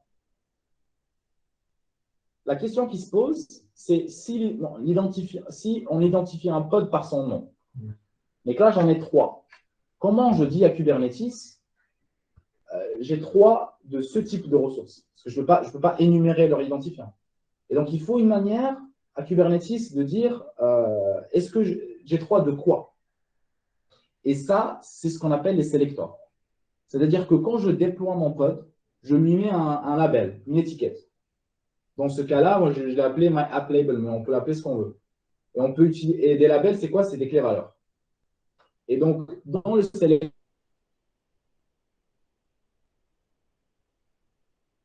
ce qu'il va faire, j'en déploie plus. Si on a plus que 3, j'en déploie moins. Et donc, pour déployer ça chez vous, normalement, si vous lancez ça. Oui, en fait, ils ont un nom, ils ont un ID, après, un UID. Qui vient compléter la label pour les éliminer. Oui, individuellement. Oui. Exactement. Donc, je ne sais pas si non, ça va marcher, mais il y en a 3 qui sont créés avec un UID différent. Ça a marché chez vous? Enfin, là, ils sont en container creating. Après, je pense que je vais finir en crash loop. Mais... Ouais.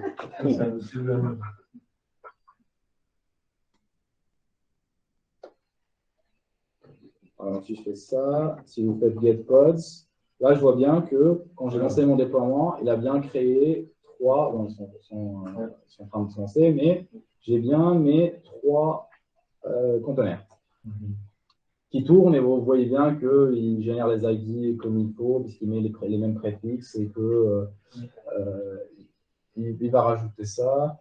Ouais, donc malheureusement, la connexion, on ne peut pas le lancer. Mais imaginons qu'avec ce déploiement, on veut faire les services. Donc après le déploiement, on va voir les services. Donc là, c'est une autre question qui a été posée. Donc maintenant, moi, j'ai 3 pods. Imaginons que mes pods là, c'est le Nginx de tout à l'heure. Si je veux aller pinguer un pod, si je veux aller accéder à un pod, envoyer une requête à un pod, à quel pod je vais envoyer la requête? C'est une question qui se pose parce que si on considère que les pods, ils ont des IP qui changent, ils peuvent changer de machine à n'importe quel moment. À un certain moment, ça devient compliqué de dire je veux envoyer une requête à tel pod ou à tel pod. Et donc, il faudrait une couche d'abstraction qui permettrait d'avoir un seul endpoint qui va automatiquement renvoyer les requêtes sur mes pods. Et ce truc-là, c'est ce qu'on appelle un service. D'ailleurs, sur le name, là, il a rajouté donc, du coup, des suffixes Ouais. spécifiques. Alors, supposons qu'il y a un pod qui meurt et il le recrée, il va recréer avec le même suffixe ou il va recréer un Non, suffixe il recrée parce qu'en fait, souvent, ce que tu voulais. En fait, quand un pod il est créé, il meurt, c'est pour ça qu'il y a un pod éphémère, il disparaît. C'est un autre pod qui est généré, donc c'est un nouveau UID qui est généré et ça facilite aussi le débugage parce que si derrière, tu veux savoir si c'est passé un problème ou autre, tu veux savoir si le pod il a été créé et tué 3 fois, tu veux pouvoir différencier entre les différents. Il n'a pas une liste prédéfinie qui est dans l'ordre. Non. Bon, là, je trouve que c'est une autre erreur, hein. C'est file container config error. Les trois, ils sont là. Ah oui, moi aussi. Ne rigole pas. Bah, écoute, c'est la vie. Ah oui, non, ça c'est normal. On le résoudra après parce qu'il y a un autre. Justement, tous les concepts sont entremêlés, c'est compliqué de les faire. D'accord, on voit déjà ce que c'est un service. Donc là, j'ai une application classique où j'ai un front-end et un back-end. Mon front-end, moi, j'ai beaucoup de trafic, donc j'ai besoin de le scaler 3 fois. Et j'ai un back-end, c'est un seul pod. Pardon, load balancing, c'est ça? Le load balancing, exactement. Donc, le load balancing, c'est quasiment du load balancing. Donc, là, j'ai le service, en fait, ce qui permet, c'est d'avoir une adresse IP ou plutôt un DNS fixe sur laquelle on peut pinguer et qui va automatiquement load balancer sur un groupe de pods. Là encore, comment je sélectionne les pods sur lesquels je load balance? C'est en utilisant des labels. C'est en utilisant un set de clés valeurs pour dire tous les pods qui ont telle valeur et telle clé dans leur label, eh bien, je veux load balancer dessus. Là, on remarque que dans le back-end, on a un seul pod, mais il y a toujours sens à avoir un service parce que, de 1, peut-être que demain, je veux scaler mon pod, et de 2, mon pod, il change d'IP. Donc, c'est compliqué de pointer dessus s'il n'y a pas un service attaché à ce pod. Ah, en fait, oui, j'ai réalisé que j'avais une question, mais c'était sur le truc précédent. Il n'y a pas de problème. Alors, peut-être que ça se reprend aussi sur le truc actuel, parce que du coup, ton pod, tu l'as déclaré avec un fichier YAML, et tu as fait, voilà. Et en fait, donc, si on reprend le cas des diapos précédentes, le moment où tu avais la V1 et où tu déclenchais la V2, oui. Du coup, tu réexécutes une nouvelle commande, parce que tu ne peux pas d'introduction. Surtout, c'est ça que Exactement. tu veux pas. Et donc, du coup, tu vas runner un nouveau deployment, mais tu vas faire API Iteration, tu vas faire app V2, du coup. Oui. Et donc, il n'y a pas un moment où, du coup, tes deux fichiers deployment YAML, ils vont entrer en conflit avec... Alors, en fait, il n'y a pas de deux fichiers deployment. Du coup, tu dis à Kubernetes, en fait, tu discutes directement avec le deployment et tu lui dis fais cette mise à jour.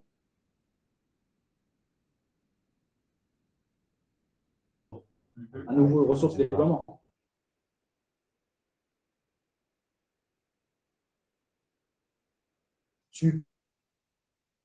D'accord. C'est ta question tout à l'heure quand tu m'as demandé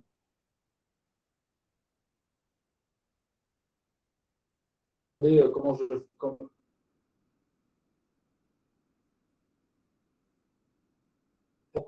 fais pour itérer, par exemple, sur plusieurs codes,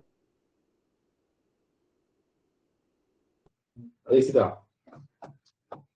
Et donc, si on prend l'exemple tout à l'heure, si, par exemple, là, mes 3 front-end, ils sont gérés par un déploiement, et que lui, il change, par exemple, on change que ce code-là, et bien, tant qu'on garde les mêmes labels, le service, il va reconnaître ce code.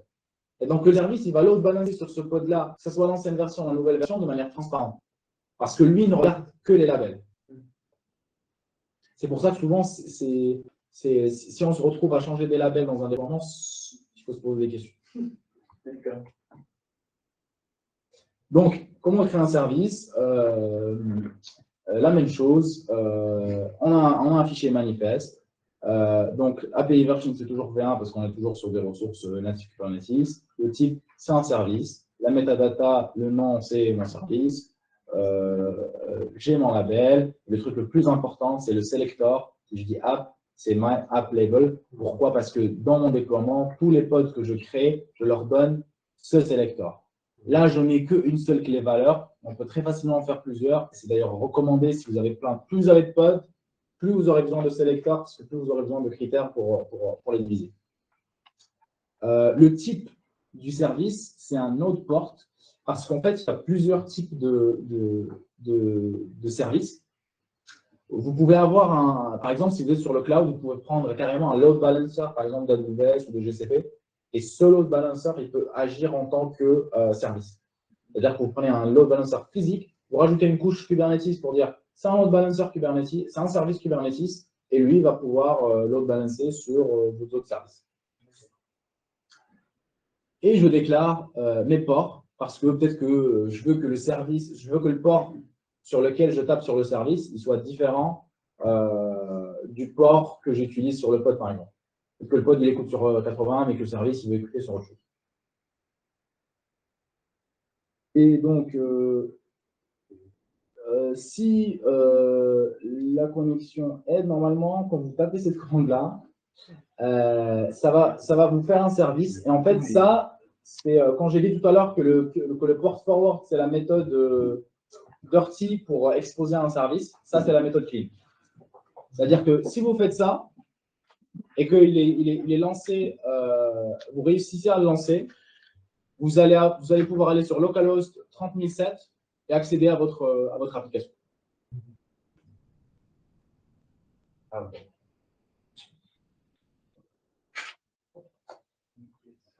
Moi, service, mais sur des très pods, mais il n'apparaît pas dans la liste des pods. Parce que ce n'est pas un pod. Ah, Il faut faire QCTL get service. Bon, moi, je vais le faire quand même. Ah oui. 30007. 30007, Alors, par contre, il faut que vos pods soient déjà lancés. Donc, si votre déploiement il est toujours en train de créer ou qu'il n'a pas réussi, forcément, le service est en train de load balancer sur des trucs qui ne marchent pas. Ah bah oui, moi, ça marche pas, ils sont configurés.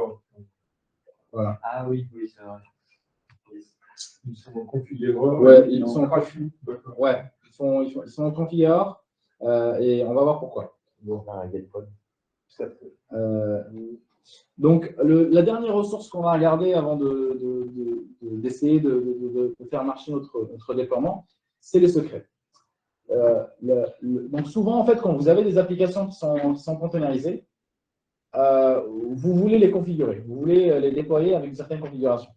Vous avez un environnement de test qui a une certaine configuration, mais un environnement de prod qui a une autre configuration. Il y a plein de raisons pour vouloir configurer son conteneur ou son pod. Et sur Docker, le standard, c'est les variables d'environnement. Si je veux stocker une information configurable, je le fais à travers une variable d'environnement. Le problème se pose quand la valeur que je veux affecter à la variable d'environnement, c'est-à-dire ma configuration, c'est quelque chose de sensible. Par exemple, un serveur doit se connecter à une base de données. Il a besoin du mot de passe de la base de données. Mais moi, je ne veux pas avoir le mot de passe qui est en clair ou n'importe qui fait un kubectl getPod ou describe pod, il peut voir mon mot de passe. Et pour ça, Kubernetes va penser à une ressource qui s'appelle un secret. Et donc ça, par contre, ça va marcher. Donc un secret, c'est assez simple. Il a besoin d'un nom, type opaque, parce qu'on ne veut pas que ça se voit, et string data, pour dire, et dans string data, je mets des clés valeurs. Donc là, je fais app_string, et je mets mon string. Et ça, en fait, ça va être crypté au sein de Kubernetes. Et derrière, à chaque fois que je la veux dans un pod, je lui dis, tu sais quoi, la variable environnement, là, tu la prends de ce secret. Et lui, il va la décrypter de manière sécurisée et il va la donner au pod au dernier moment avant de la lancer. Donc, et c'est pour ça que notre développement ne marchait pas. C'est parce que, vous regardez là, je lui dis value from secret, my secret. Mais my secret, on n'a pas encore créé. Donc, si on.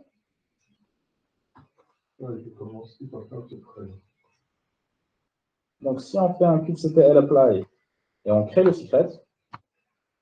Yes. Alors, moi, je suis sur le mot. Et après, on tourne, c'est pas. Non, normalement, bon, si vous voulez avoir un truc rapide, mais normalement, le truc backup, c'est-à-dire qu'il est en train de réessayer périodiquement. Ah, mais ils sont remis. Ah, bah voilà. Mais MyWorkflow, il est toujours en crash le bloc. Bon. Les autres sont remis. kubectl, get secret. Et donc là. Donc là, il y a mon secret qui a bien été créé. Et donc là, on peut aller sur le port, je ne sais pas, c'est quoi le port? C'était 3007, 3007, Peut-être 3007. Localhost 3007? Ouais.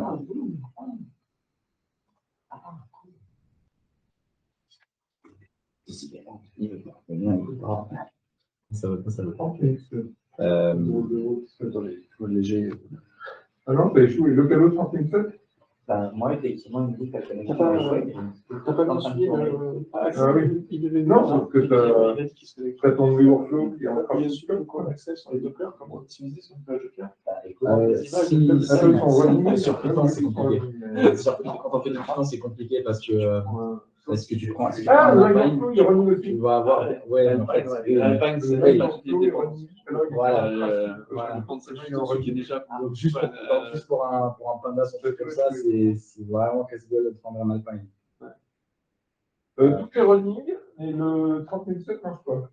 Alors, le 30007 ne marche pas. Alors, attends, c'est bien 30007? Oui, c'était inscrit avec ça. C'est où le. Est-ce que vous faites, quand vous faites service, vous avez bien votre service? Service quoi? Moi, oui, je crois. Ah, ça marche pas. Get services. Ouais, get services. Get services. External IP, non. Et après, j'en ai un autre. Alors. Tor 80 37. TCP. Par contre, l'external IP, il est non. Bah oui, c'est local. Alors, non. Je vais vous dire comment on va faire ça. Vous prenez. Donc là, mon service est créé. Je fais get services. Voilà mon service. Ouais. En fait, il faut dire un minikube de l'exposé parce qu'il ne fait pas par défaut, je pense. Et donc, si vous faites minikube service. Yes. Vous tapez cette commande. Minikube. Service.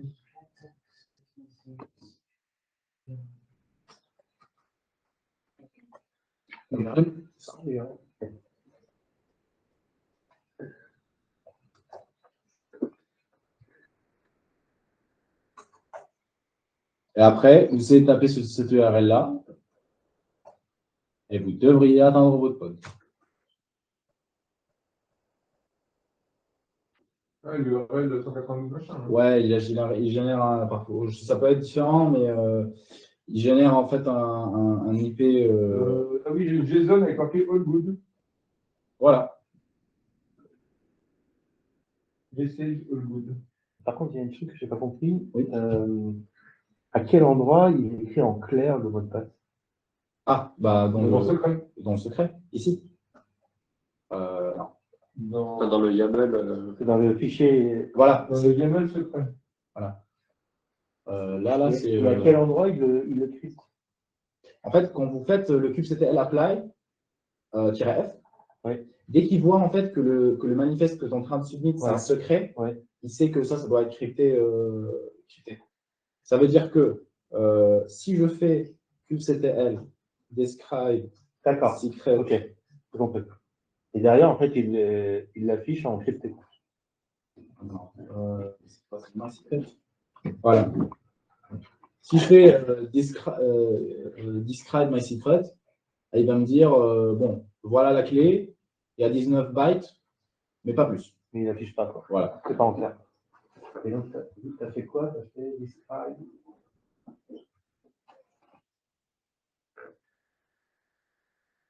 Ah oui. Et donc, est-ce qu'il y en a qui ont réussi à accéder à leur URL de Minikube? Vous avez bien le all good? Oui.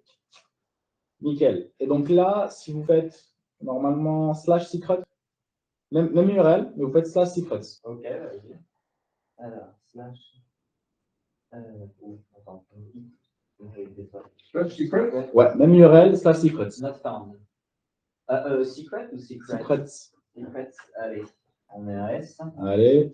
My secret string. Ah, Voilà. il balance le. Il balance parce que là, tu exposes le truc. Oui, c'est pour dire. Parce que là, je le mets, si on regarde bien, là, je le mets dans une variable environnement. Ouais. Et en fait, dans le code, on voit, je peux vous montrer le code s'il est dans le dépôt.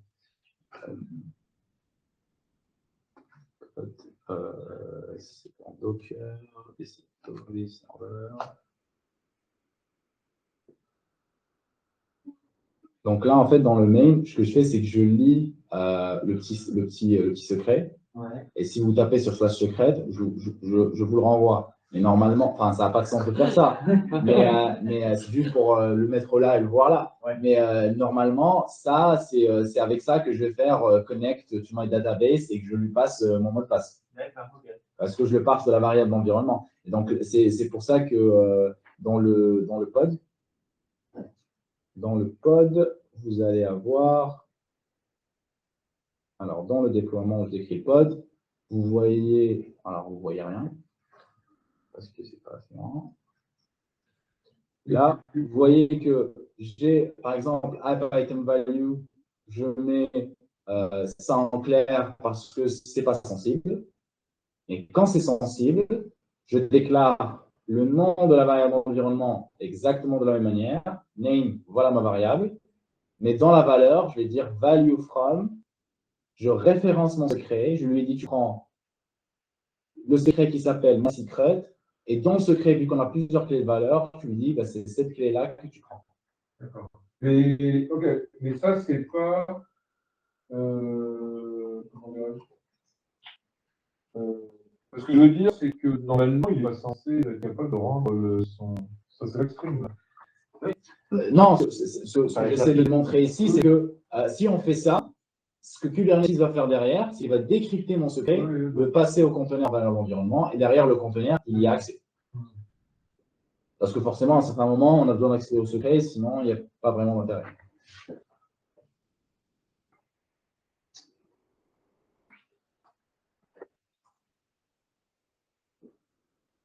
Et je pense qu'on a fait le tour des trucs qu'on voulait introduire. Donc là, s'il y a des questions, s'il y a des gens qui ont eu du mal à passer certaines étapes, j'en fais partie. Bon. Ah ben, Bon, en fait, j'avais eu plusieurs problèmes, mais j'ai pas assez de mémoire sur ma machine, je pense, pour faire tourner Minikube. Et bon, c'était un peu compliqué. Je pouvais pas atteindre une des machines de dev qu'on a aujourd'hui parce que précisément notre VPN est un peu cassé en ce moment. Donc, c'était compliqué, mais c'était super clair. Merci. Je vais essayer de refaire un peu tout chez moi, calmement. Reposer.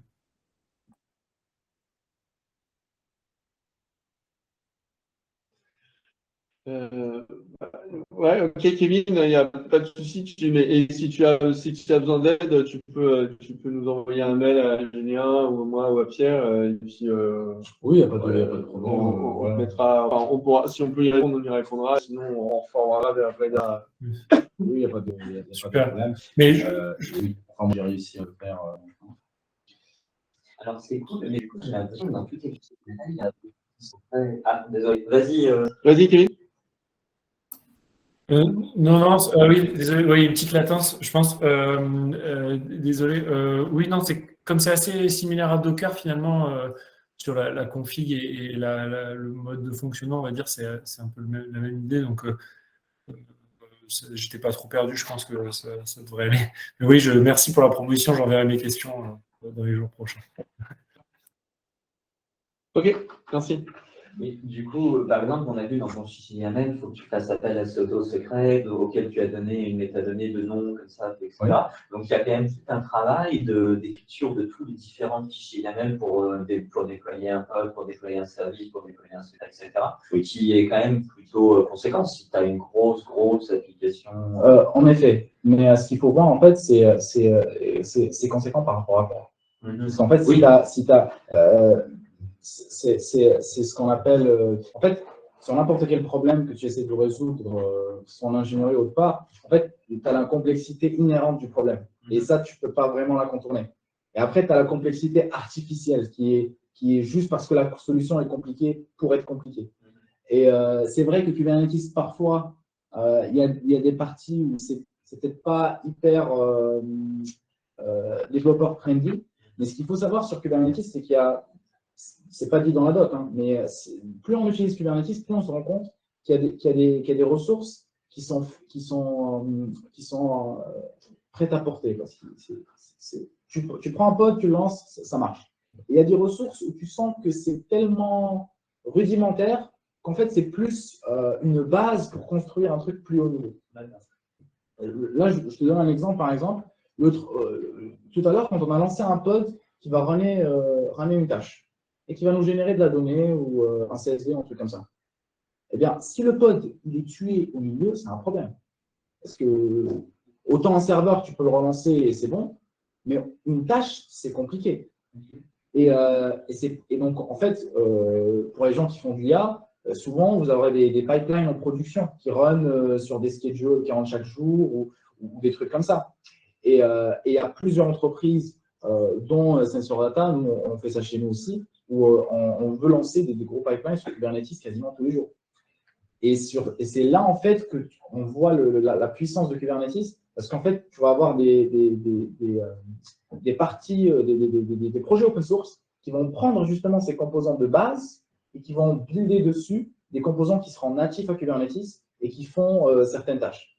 Je ne sais pas, est-ce que vous êtes familier avec Airflow? Pour le scheduling, normalement, c'est très utilisé. Il y a un équivalent Kubernetes qui s'appelle Argo. Et en fait, où tu peux définir tes tâches, on va dire, tu peux définir un graphe de tâches, et chaque tâche va tourner dans un pod.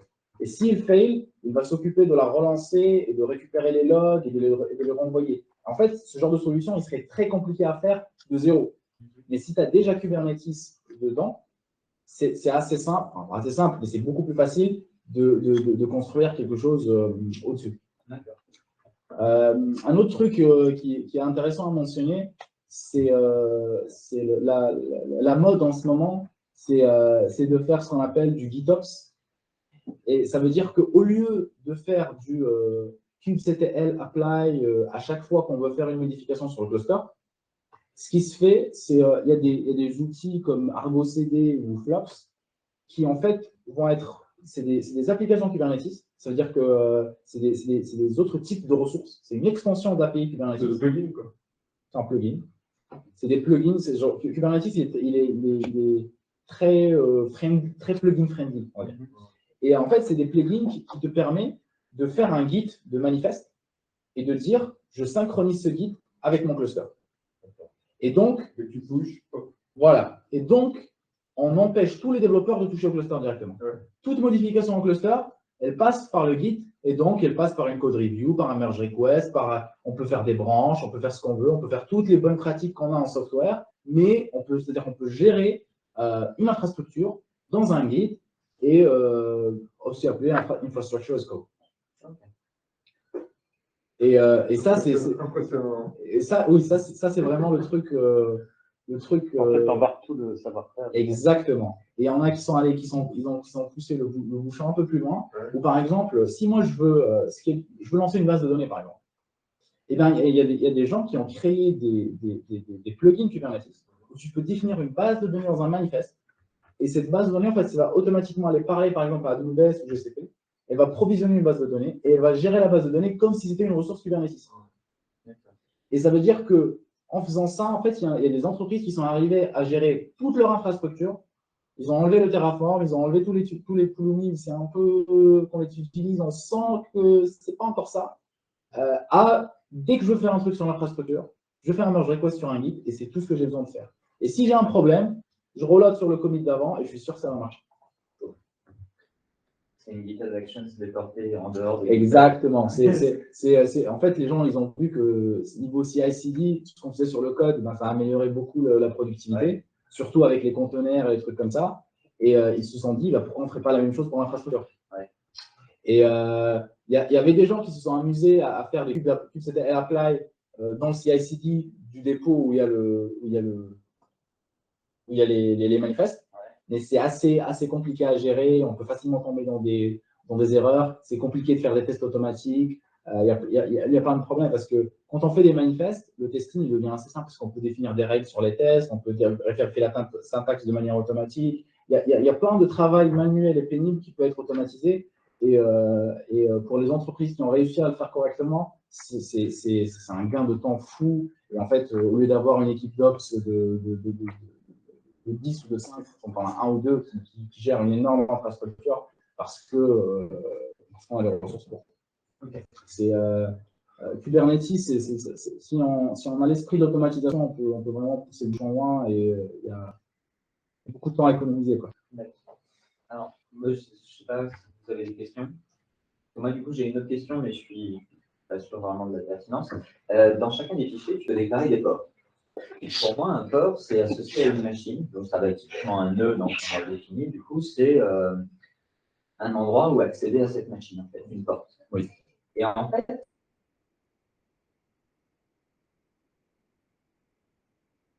dans ton truc, les trois petits.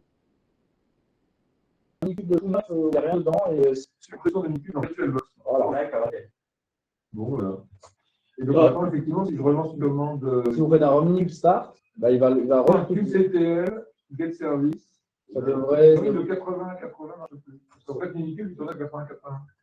Ouais, désolé, on a eu un ennui de Non, connexion. c'est pas Minikube qui tourne sur 80, c'est le service qu'on a déployé sur Minikube qui, lui, avait exposé un port sur 80.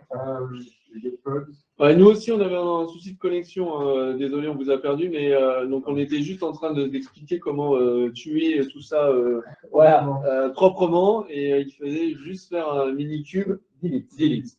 C'est proprement ou c'est bourrin? Comment? C'est proprement ou c'est bourrin? Ça dépend comment c'est implémenté.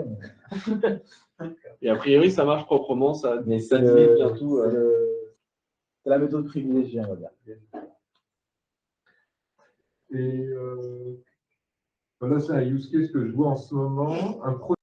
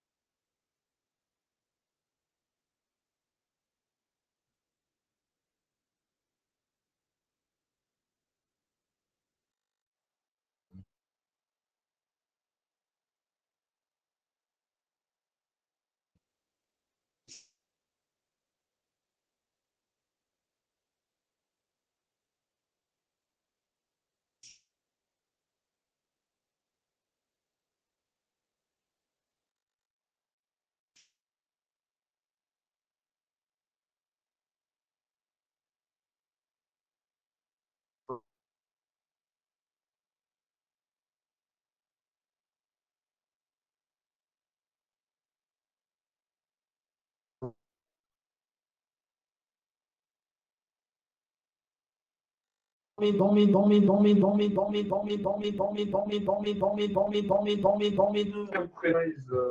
quoi une architecture élastique on-premise? Voilà, la question se pose. Il faut avoir un data center très sophistiqué. D'accord.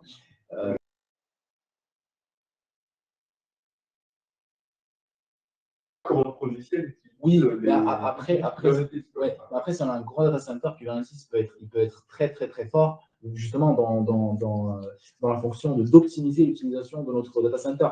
À la base, c'est pour ça qu'il a été inventé. Kubernetes a été inventé par Google, principalement pour optimiser l'utilisation de leur data center. Oui, mais dans ce cas-là, il faut que le data center il soit full Kubernetes.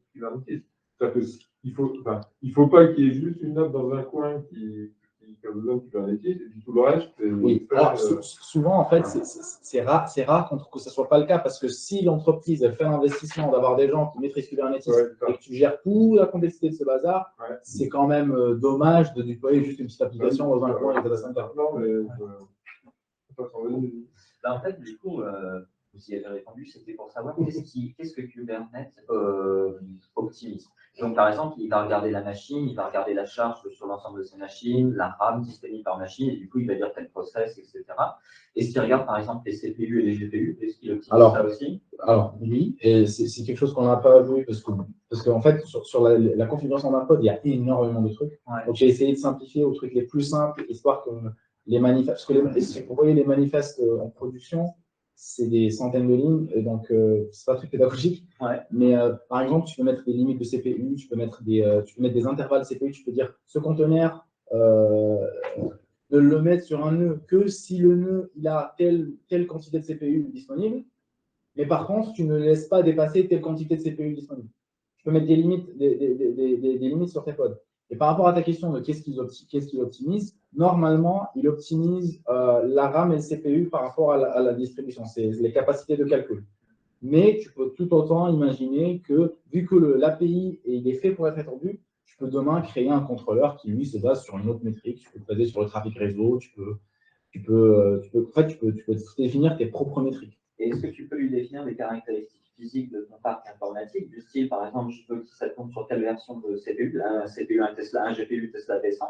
Et est-ce que tu peux aussi checker, par exemple, la distance, enfin, les types de connexion entre les différentes mémoires et avoir, tu sais, si tu as un câble en fait qui va connecter deux disques qui est plus ou moins performant, est-ce que tu peux checker la performance donc, de transfert entre deux trucs et faire en sorte de rationaliser et de mettre proche des disques de manière à réduire tes temps de transfert? Alors, pour la question des disques, je ne sais pas, mais je dirais que c'est faisable. Ouais. Si ça n'existe pas sur Kubernetes, quelqu'un pourrait le coder. Ouais. Sur l'autre question c'était quoi ta première question? C'était, par exemple, si moi je veux tourner que sur un GPU voilà. récent.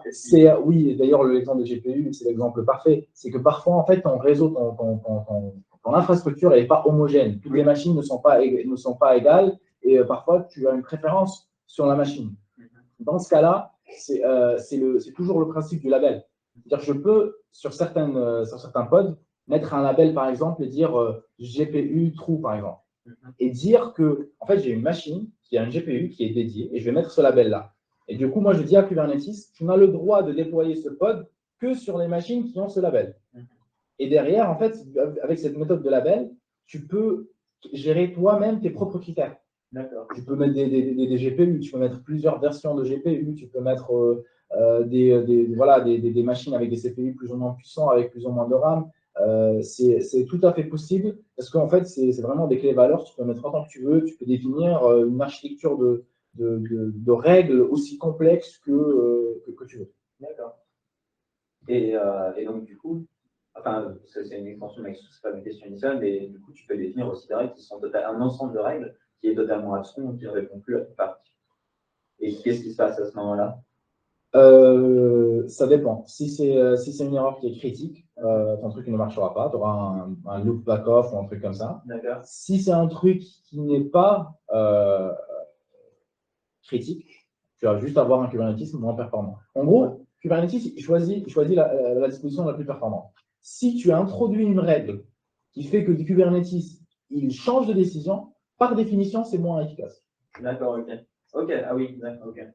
Donc on est sûr. Donc, ça, voilà, donc on n'est pas sûr, mais pratiquement, on suppose on suppose que c'est une vérité, que Kubernetes, il prend les meilleures décisions. Donc, si à un moment, tu lui dis, tu n'as pas le droit de prendre ces décisions, on part du principe que tu es en train de faire un compromis et que tu sais pourquoi. Par exemple, avoir besoin d'un GPU, c'est une très bonne raison. Ouais, d'accord, ok. Walou. Pareil, par curiosité, tu peux mettre des contraintes dures en mode je veux que ça tourne donc, sur un truc avec un GPU décidé. Tu peux faire idéalement là-dessus, et si vraiment tu n'as pas un truc là, tu peux te rabattre sur autre chose. Tu peux mettre, oui, tu peux mettre au lieu de règles, tu peux mettre des préférences. Ok. C'est tout à fait possible. C'est ce qu'on appelle l'affinité du nœud. Et oui, Okay. tu peux. En effet, le Titan, c'est le mieux, mais bon, si tu n'as pas, si rabattre sur autre chose. Voilà, c'est très possible. C'est très possible. Je pense qu'il y en a qui le font. Tu peux définir une liste de choix carrément. Où tu fais ça, si tu n'as pas ça, tu fais ça, et si tu n'as pas ça, tu fais ça. Je ne suis pas sûr d'arriver à ce niveau-là, mais bon à savoir. Ce qui est bien aussi, c'est qu'on peut commencer avec un truc simple. Par exemple, la recommandation, c'est ce qu'on a fait avec notre entreprise, nous, quand on a voulu commencer avec Kubernetes, c'est que tu prends un Kubernetes managé par le cloud. Sur AWS, par exemple, c'est EKS. Oui. Et en fait, ce que ça veut dire un Kubernetes managé, c'est-à-dire que le control plane qu'on a là, AWS ou GCP, et tu te dis, c'est quoi? Tout ne soucie pas de ça. Moi, je gère le control plane. Toi, tu me dis juste combien tu veux de machines et combien tu veux de pods dessus, et tu fais ton truc tranquille. Et souvent, si on ne veut pas faire énormément de réseaux et qu'on n'est pas super fort dessus et qu'on ne veut pas entrer dedans, on prend un cluster manager et on gère que les nœuds. Et sur les nœuds, tu peux aussi dire, j'ai un cluster qui scale tout seul. Je peux définir quelles sont les instances avec lesquelles je scale. Par exemple, je dis si je scale avec des machines à 2 gigas et après je scale avec des machines à 6 gigas et après je scale avec des machines à 8 gigas, histoire d'optimiser les coûts. Pour l'anecdote, moi, un truc que j'ai fait dans Sensor Data il y a récemment, c'est, je ne sais pas si vous savez les spot instances. Bon, c'est pas vraiment Kubernetes, mais bon, c'est dans le voisinage. C'est en fait les cloud providers, quand tu veux prendre un serveur, ils peuvent te louer le serveur soit on demand, soit reserved. Soit tu t'engages à prendre le serveur pendant 1 an, 2 ans, soit tu prends le serveur à la seconde. En fait, il y a un troisième type, parce que vu que le cloud provider, il n'utilise pas toute son infrastructure tout le temps, il a toujours des machines en RAM. Et du coup, ce qu'il te dit, c'est quoi? Je peux te prêter ces machines-là à genre moins 40% ou moins 50%. Par contre, à n'importe quel moment, je peux les reprendre. Et je vais juste te donner un signal à 2 minutes. En fait, ce qu'on a fait, nous, pour toutes les tâches qui ne sont pas critiques, par exemple, j'ai un pipeline qui doit runner, on les run par défaut sur des spot instances. Et si AWS nous dit, je veux reprendre mon instance, pendant les 2 minutes, Kubernetes va lancer une instance on demand, transférer les pods sur celle-là et renvoyer le truc à AWS. Et là, c'est genre moins 50%, moins 40% sur le prix d'un CRA. Et justement, en fait, c'est le fait de l'extensibilité, tu peux faire beaucoup de choses. La limite, c'est l'imagination.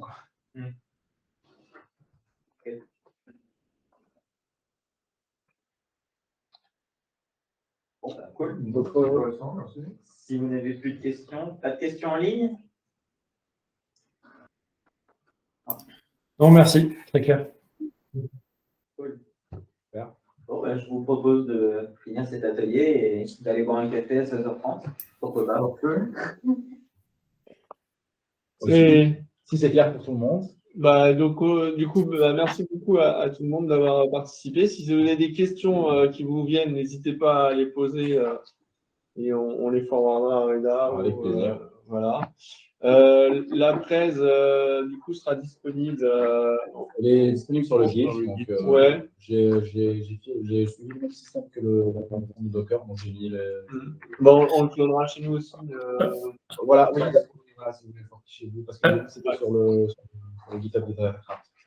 Donc, ce sera disponible sur le GitHub de Datacraft aussi. Voilà. Et normalement, on va cleaner un petit peu l'enregistrement vu qu'il y a eu pas mal de coupures et on le mettra certainement sur notre chaîne YouTube. D'accord. Voilà, donc si vous voulez revoir la séance pour avoir les explications en presque live, vous pourrez. Super. Voilà, merci beaucoup. Merci. Bonne fin de journée. Bonne fin de journée. Ciao.